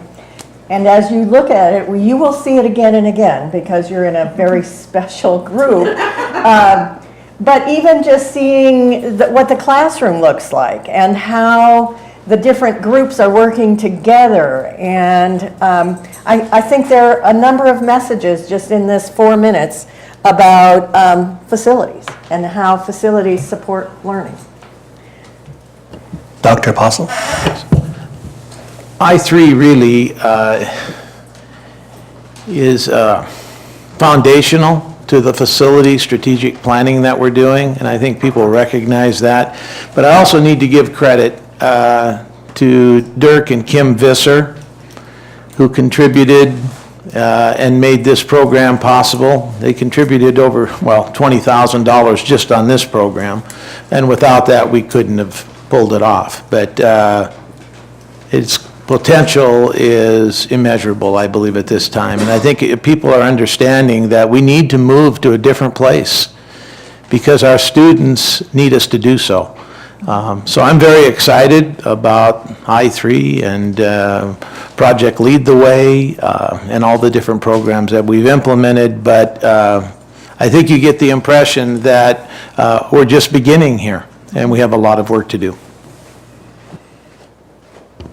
Any questions? We only have 5 minutes left. Hatton will answer any other questions too. Okay. But for me. Why don't you go ahead? I guess it'd be more for Shirley. Anyway, do the I3 students ever get to find out, I mean, we heard what their projects were and they did a great presentation to the board and they came up with innovative ideas that they did presentations to that groups could actually probably utilize some of their ideas. Are they just done? Did it just? That was never our intention. The best way that we can describe that is we don't have any gas in this incredible vehicle that we have. They're on hold. We have every intention to move them forward, but at this time, we don't have a director. I'm overseeing IBS just as part of my role, but to have someone who takes that and, runs with it is really what we need to move forward, and also to be able to get into the schools to have those kids work on those projects. Right. So they're just stalled. We have every intention to move them forward. Okay. And the second question is, I noticed in even the classroom settings that were in the video, students were there with either no papers and a lot of computers. Yes. Did they bring their own computers? Did you provide them? Actually, Big Sky provided the iPads. Okay. They also brought their own computers, and we were at the University of Montana in the Phyllis J. Washington Education Building. So where you saw them down on the lower floors and different furniture, they were allowed to move throughout that building, which was fascinating. The room that they were in had tables, and one day we had to have a conversation that's just the teachers and I. We moved into another very cold, very institutionalized room with old-fashioned desks all lined up, and what a stark contrast to where we should be going compared to even where they're at in some of their classrooms. Dr. Basel? Well, you mentioned that we have this program and we have no fuel, but we're looking for gas stations. And, yes, exactly. And you might want to elaborate on our meeting with Dirk Visser last week and the fact that we have 4 other presentations to various people and groups coming up because we are looking for resources to continue the momentum of this program. Yeah. We are stalled, but we're stalled at a gas station. I guess we'll say it that way. We do have a number of people that are very interested. I even had a phone call this morning, and I have to get back to the individual about someone who wants to do some fundraising with us.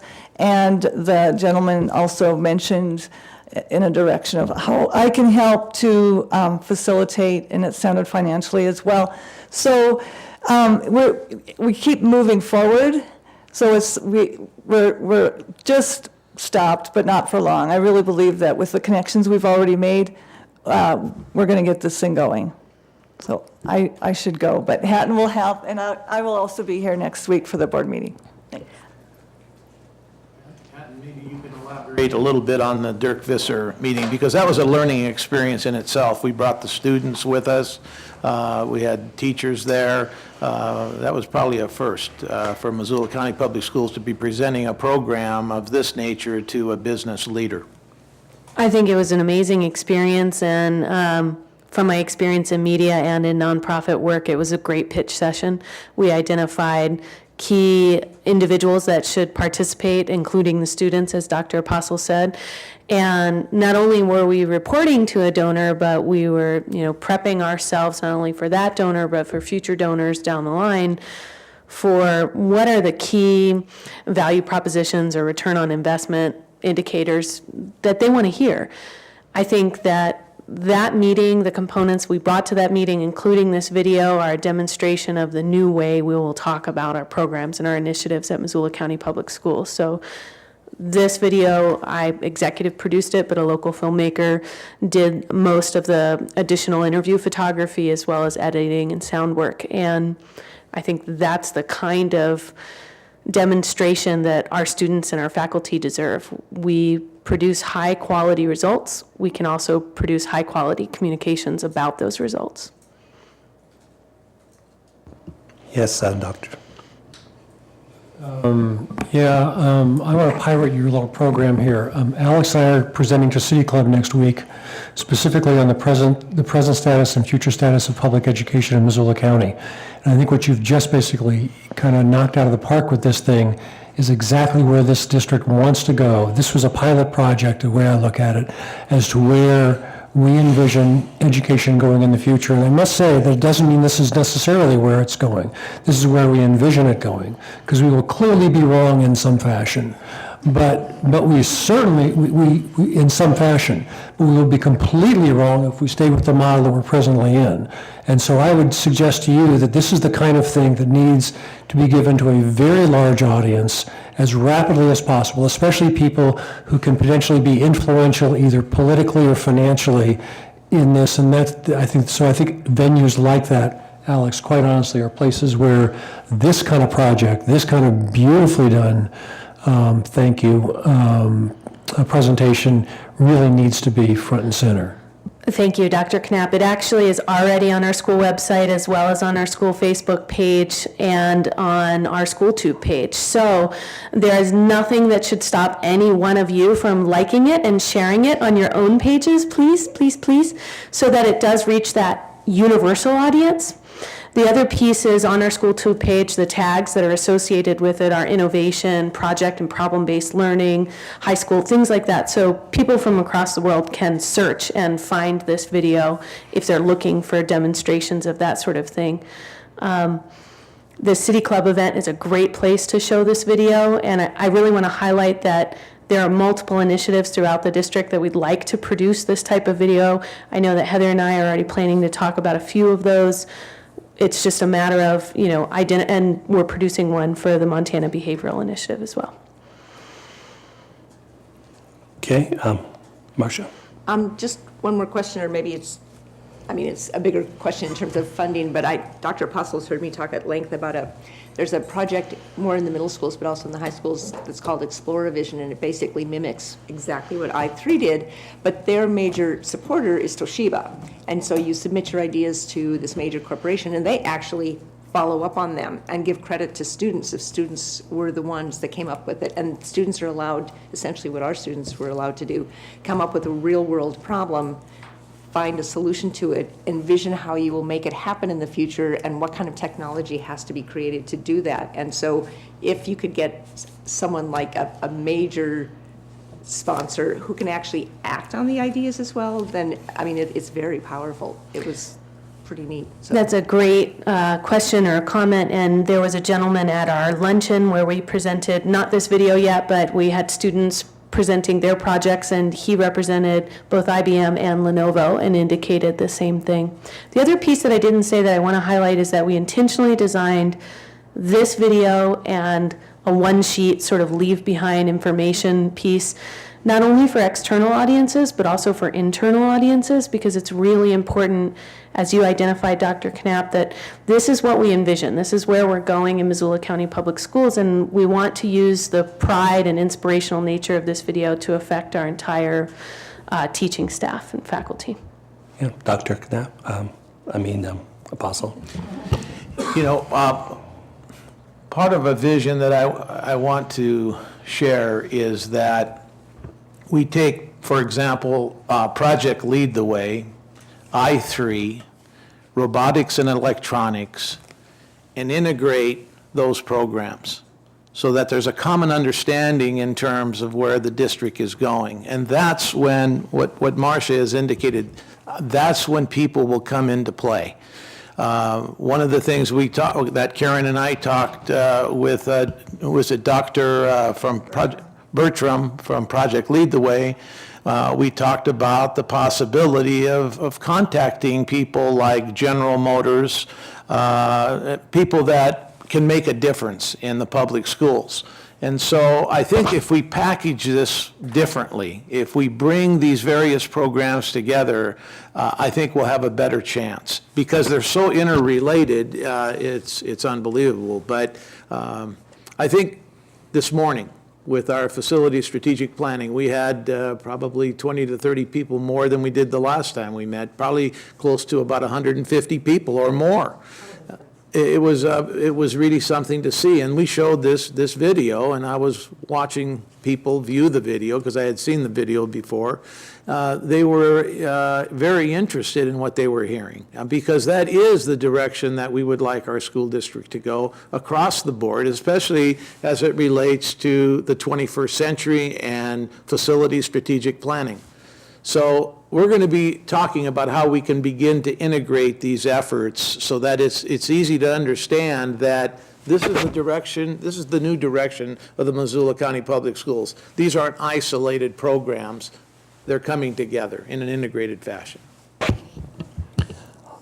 In my experience, a lot of folks think that they're experts on high school because they went to one. It's like baseball. Yes. And so helping people to update their visions is very valuable. Is there anything else? We are at 2 o'clock. Is there any public comment? Hearing none, we'll move on then to the next one, which is number 4, wellness, mental wellness. Carol Ewan. Thank you, Carol, for waiting 2 hours.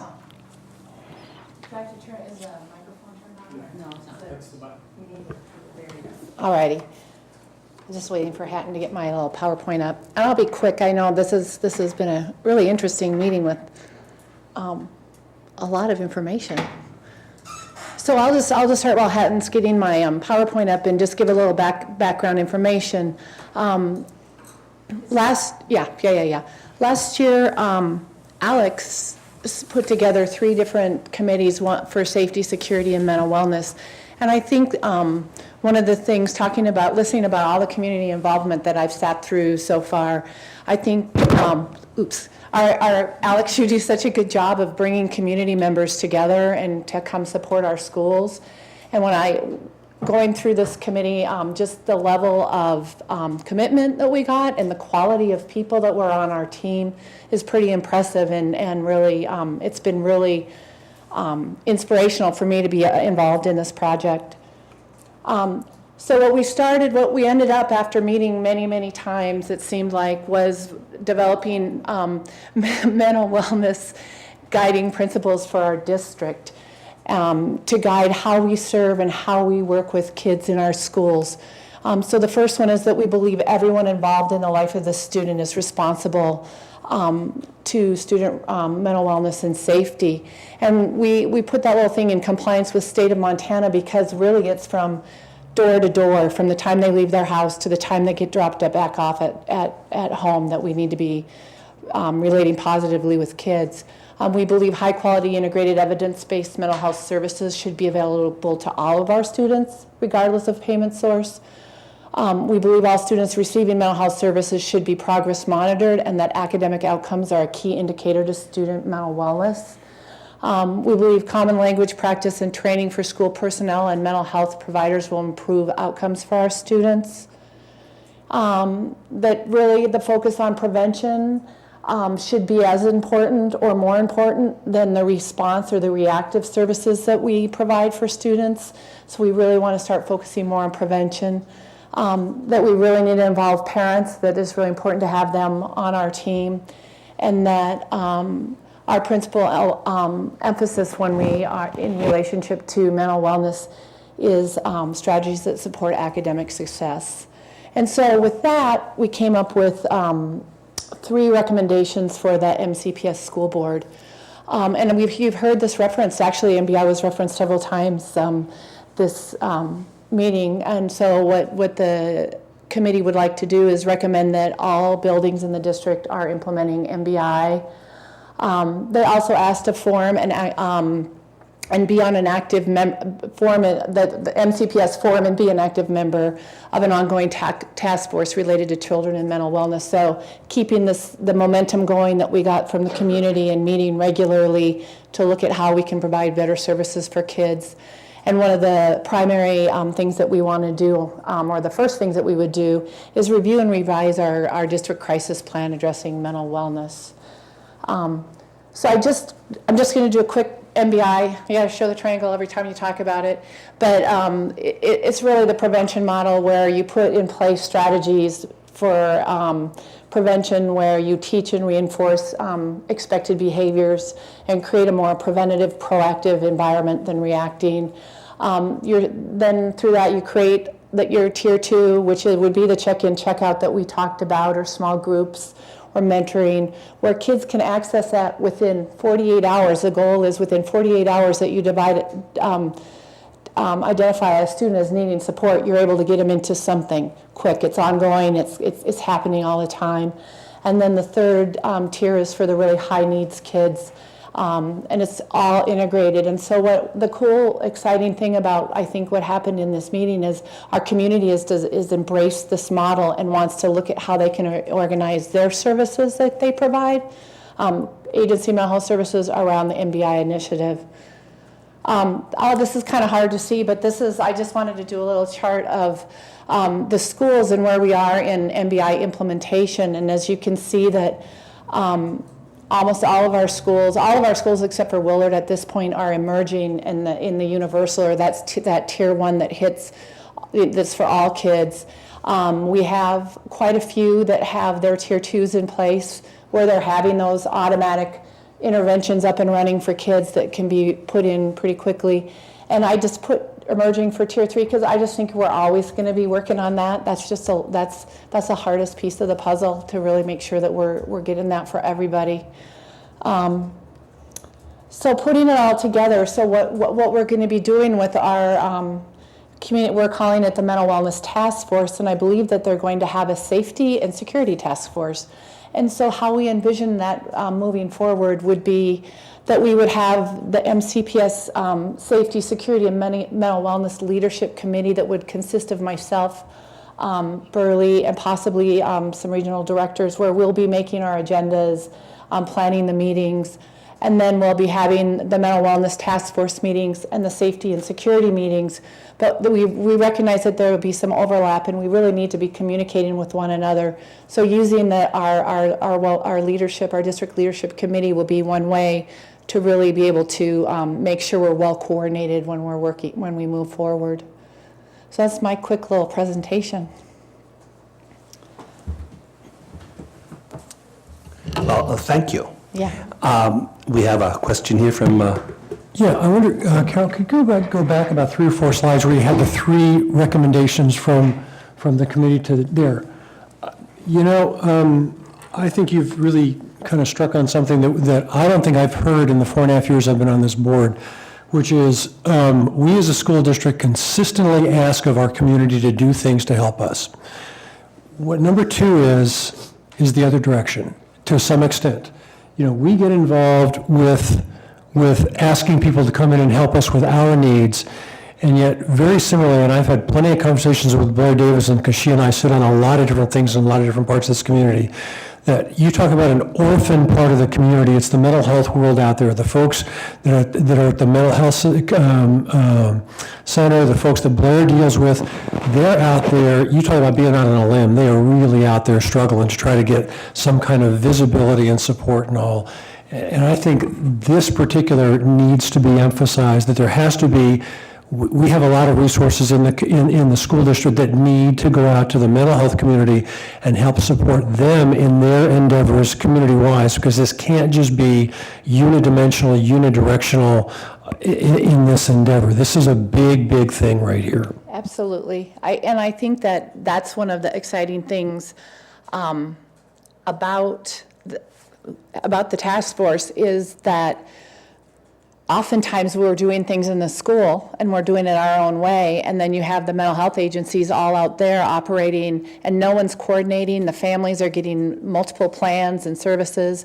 And so just being able to really support, mutually train together, and really work together, I think will improve services to our kids. Joe, I think what you're referring to is reciprocal accountability and making sure that we're working together, making sure that we're communicating what's happening in the field, sharing that with staff and so on. And one of the reasons we have this task force is that we want to stay on top of the work that we've done so far. We don't want it to go astray. And so this task force hopefully will be meeting for the first time this month. And what we're asking is that the task force meets monthly until we get a handle on everything that we're talking about, not only in terms of the mental wellness issue, but in terms of safety and security. So it will be a task force that brings people together on a monthly basis. We've never had that before, and I think that's one reason maybe that we haven't moved far enough in terms of these issues in the past. Now we're going to have this task force who will be reporting to the board. So hopefully that'll work. Yeah. Thank you. Thank you. Oh, Yes, you have another question. Oh, just one Marcia. question. What is it going to take to implement MBI in all the schools? Is Well, it a matter of training or funding or? you know, it is, it's, the beauty of it is we're on our way. First of all, we almost have all of our schools starting. The training is free through the state. And then through the grant that we have right now, we have a lot of professional development around it that I think is one of the reasons our schools are so beginning to implement it at the level that they are. But we also get a yearly grant to have an MBI coach that works in our district to help support the teams. So I think that the cost is minimal as far as the training piece. And it's really, a lot of it is about looking at your resources and then reallocating them to looking at the data and where do you need to put your resources versus responding to problems as they come to you. So that's really the underlying purpose. Right. Is there any other comment? Yes, Karen? Excuse me, the one thing that I would say is that in relationship to our professional learning communities, there are two concepts. One is tight and loose. Tight is where we are very clear on what people are going to do, and loose is that you get to choose the strategies you use to get there. I think we have made a decision as the three ERDs and the district that this is something everybody is expected to do, and I think that kicked it up to a bit of a higher level in terms of if we're going to spend our time where we need to be spending it. Is there any public comment? Hearing none, thank you. Thank you. And we'll move on to the next one on the item. I believe it's number 7, student assessment. Mark Thane. That's correct, and if you would please direct your attention to page 8 in the packet. There's a simple matrix that was developed in response to questions that were asked at the PNNP committee a month ago. And Trish put this matrix together just to demonstrate for you what assessments are being administered at which grade levels. And I want to take just a moment and run down the left-hand column to make sure everybody understands the acronyms that are used there and explain what each assessment is. First of all, FitnessGram, we do a pre and a post test with all students in grades 4 through 10 in physical education. And it's intended to establish baseline in the fall, then after they've been engaged in physical education activities throughout the year to do a post test in the spring. So it really is formative assessment for us. DIBBLES is an acronym that stands for Dynamic Indicators of Basic Early Literacy Skills.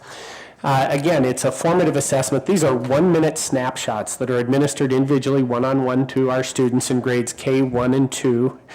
We do it in 3 at most sites also.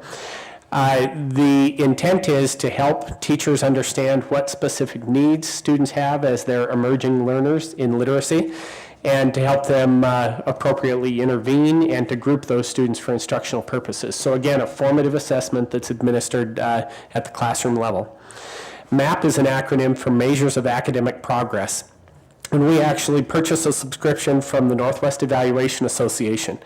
And I'd like to say that MAP really is tied into the CRTs that are listed down toward the bottom.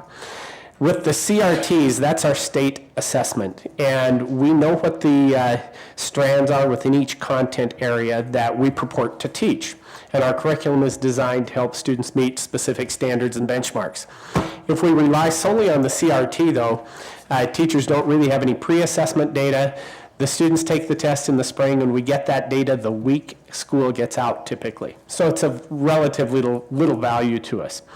But it is used to determine our standing with regard to adequate yearly progress and no child left behind. MAP, though, is administered in the grades indicated, grades 2 through 8 and grade 10, so that we can get assessment data on the students in those same content area strands in the fall. In the elementary and middle schools, we do also a winter assessment so that we can assess their progress at that point, and then we do a spring assessment. The interesting thing about MAP is it's scored on an equal interval scale. So we can compare a student's growth from the first time they take it in second grade all the way on up through 10th grade, and we can scale their growth, see if they continue to make that progress. We can't do that really with any other assessments that we administer. So it's really valuable to us in that regard, and again, it's certainly formative in nature. The cognitive abilities test is administered, you'll see at grade 2, and that's a universal screener that we administer so we can determine whether or not they're students that we would want to further evaluate for consideration for participation in COMPASS, gifted education, essentially. The gifted ed referrals then that are listed on the next line don't have any specific grades attached to them, but as students are referred either as a result of the second grade administration of the cognitive abilities test or based on teacher-parent referrals later on, they're individually assessed. The next item is access for English language learners. We're obligated for any students that qualify as English language learners to do an annual assessment of their progress. So that's administered orally, one-on-one with one of our English language facilitators. The NAEP, National Assessment of Education Progress, Mr. Sadler is one of the monitors and proctors who travels every other year to do this. Administrator. Administrator, okay. That's a congressionally mandated assessment. It actually happens at grades 4, 8, and 11? 11. And the high school is not marked on there. But it's the report that's used to establish the nation's report card that you read about. Montana typically scores very well. The last assessment at 4th and 8th grade, Montana scored in the top 5 of all states in both reading and math. We actually tied for top in science. So again, it's kind of the barometer that's used to assess educational progress across the country. CRT alternate is administered only to those students who because of disabilities or other circumstances, cannot take the regular CRT. The regular CRT is administered, it's a state assessment in reading and math. We also test science at grades 4, 8, and 10. Those three CRT items that are listed, we have likely administered for the final time. It's looking increasingly likely that this spring, those 3 items will be replaced with the Smarter Balanced Assessment, which will be the new assessment based on our Common Core standards. Finally, as you know, a year ago for the first time, we administered to all juniors in the state of Montana the ACT plus the writing portion of the ACT. So it's a college entrance and readiness exam. So the way the matrix, of course, is established, you can look at all the assessments and what grades they're administered, or you can go down by grade level and see how heavily certain grades are impacted. You would notice that grades 4, 8, and 10 are the most heavily impacted because regulations that are established both by the state and by the federal government require more assessments at those grade levels. If you have any questions in that regard, I'd be happy to address them, but that's just the 30,000-foot view. Yes? Yeah, believe it or not, Mark, I spent probably an hour yesterday looking up all these acronyms and reading through and trying to distinguish what it was that differentiated one of these tests from the other. And I guess my really basic question is, as best as I can figure this out, that CRT and the MAP testing are reasonably contiguous as far as what they accomplish. As we move away from the CRT to this smarter balance, does it have the potential, because as we're looking at this, I mean, I think part of the reason this was asked was, are we testing our kids to death, and or is this time that's not well spent? And my question to you is the smarter balance comes into play, does it have the potential or the possibility of supplanting not just CRT, but also MAP? I think that that's an excellent question to ask, and we will need to evaluate that. We chose to subscribe to MAP, and we do purchase that as a service because we want to have an understanding beginning in the fall in a pre-test sense where our students stand so that we can remediate those specific areas that will ultimately be tested on the state assessment, which determines whether or not we meet No Child Left Behind Act. We will have to look at the kind of data that we get from Smarter Balanced. We'll have to look at kind of the portability of that data. If we can take the spring data and reconfigure it so the next fall when students transition to new classrooms, teachers have the data in a workable form. So I hold out some hope that that's a possibility for us.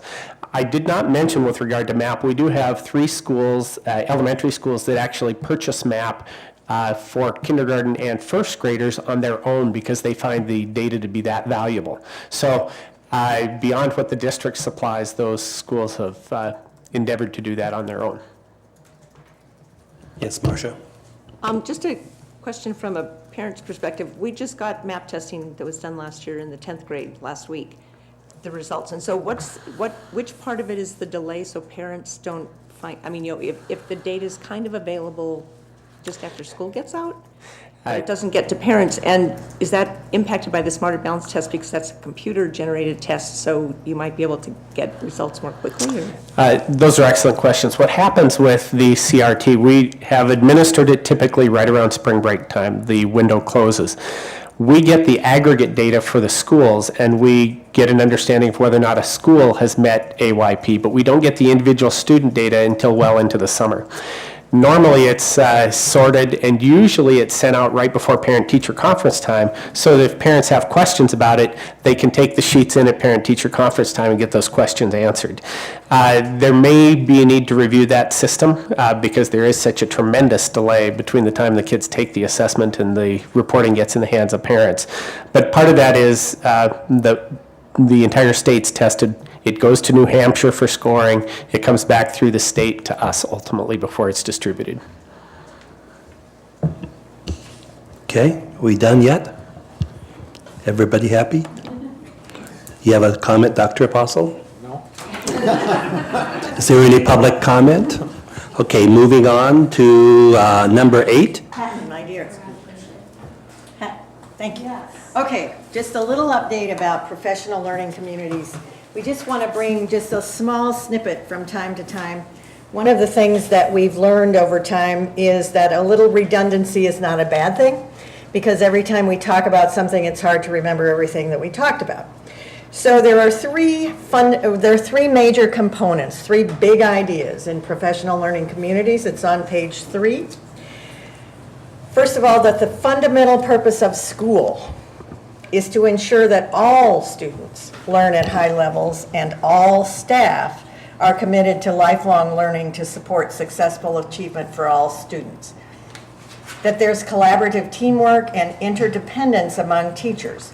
This is moving away from the single teacher in the single classroom to an environment where teachers work together, plan together, support each other, learn from each other, admit that I don't know one thing as well as you do and you can help me, that kind of thing. And then the last one is that we hunger for evidence that students are learning and are ready to respond immediately. We are ready to respond immediately when timely feedback tells us what otherwise, or when students master learning standards quickly. One of the things that could piggyback on what Mark just said, and your question, I think, or maybe yours, was this idea of do we have to give them all the tests? And one of the things that's a central component of the professional learning community model is what's called formative assessment. And it's really on the ground of the time of what you're teaching. And if we move to that, then we won't need MAP as much, because MAP was designed to help us drill down in ways that the CRT didn't do. But if we really get into formative assessment, then we will be doing it ourselves. I'm going to show you just a little, very short snippet that's going to reinforce what I just said. This person is Rebecca DeFore. For those of you who were with us last summer, Today in the you saw keynote and her. throughout the Institute, all of our breakout sessions are designed to help you explore these 3 big ideas at a deeper level. But just a preview. The first big idea is that as educators that serve those students, we embrace learning as our fundamental purpose. And because of that, we're going to be willing to examine all of our practices, policies, programs, procedures, everything we do in school through the lens of, does this impact learning in a positive way?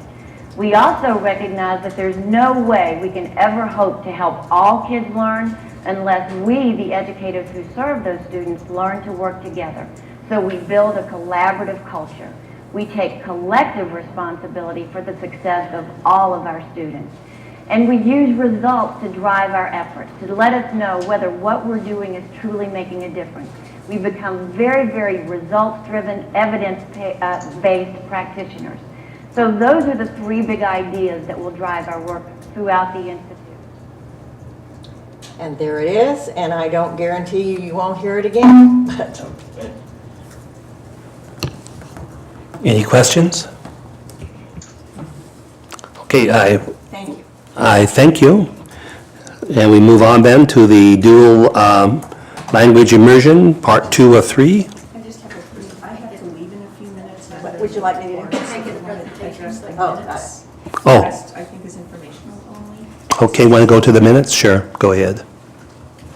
Just, I would ask that we look at the minutes and approve them, because I'm about to leave and I'm going Are there, okay, well, to, I need to approve them. okay, just hold on a second. We're skipping to something at the end of the agenda, and that is on the minutes. Do we have any comments on the minutes? No, I just wanted to say I would approve them. Okay.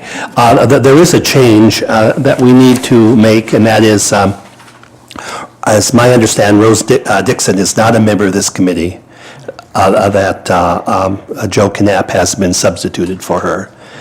So that should be changed. Other than that, does anybody have any corrections? Okay. Rose couldn't make it, so I switched Right, we Yeah. talked about that, but it never formally happened. It never really actually happened. We actually, Rose and I talked about that at the last meeting. Oh, is that right? Yeah. So good. Okay. Then we're good. Thank you. Although I really wanted to hear the last 3 presentations tremendously, but I do have an obligation to Can I make a suggestion? Yeah. I would like to make a suggestion based on the fact that both of the dual language immersion issue and the capstone 5th and 8th grade, I believe we should table it until we have appropriate time to discuss the issues. It's getting late and people have appointments and schedules and you're leaving. That's just a recommendation. Sure. Can I ask of those people presenting those, is this time sensitive at all, or can it wait for a month? It can wait. Can it wait? Okay, good. Okay. Then, let's see, how do we've approved the minutes to move on, and is there any public comments by anybody? Is there any board comment? Does the superintendent have a comment? No. Hearing none, then our next TNL meeting is scheduled for 12 noon, Monday, December 2nd.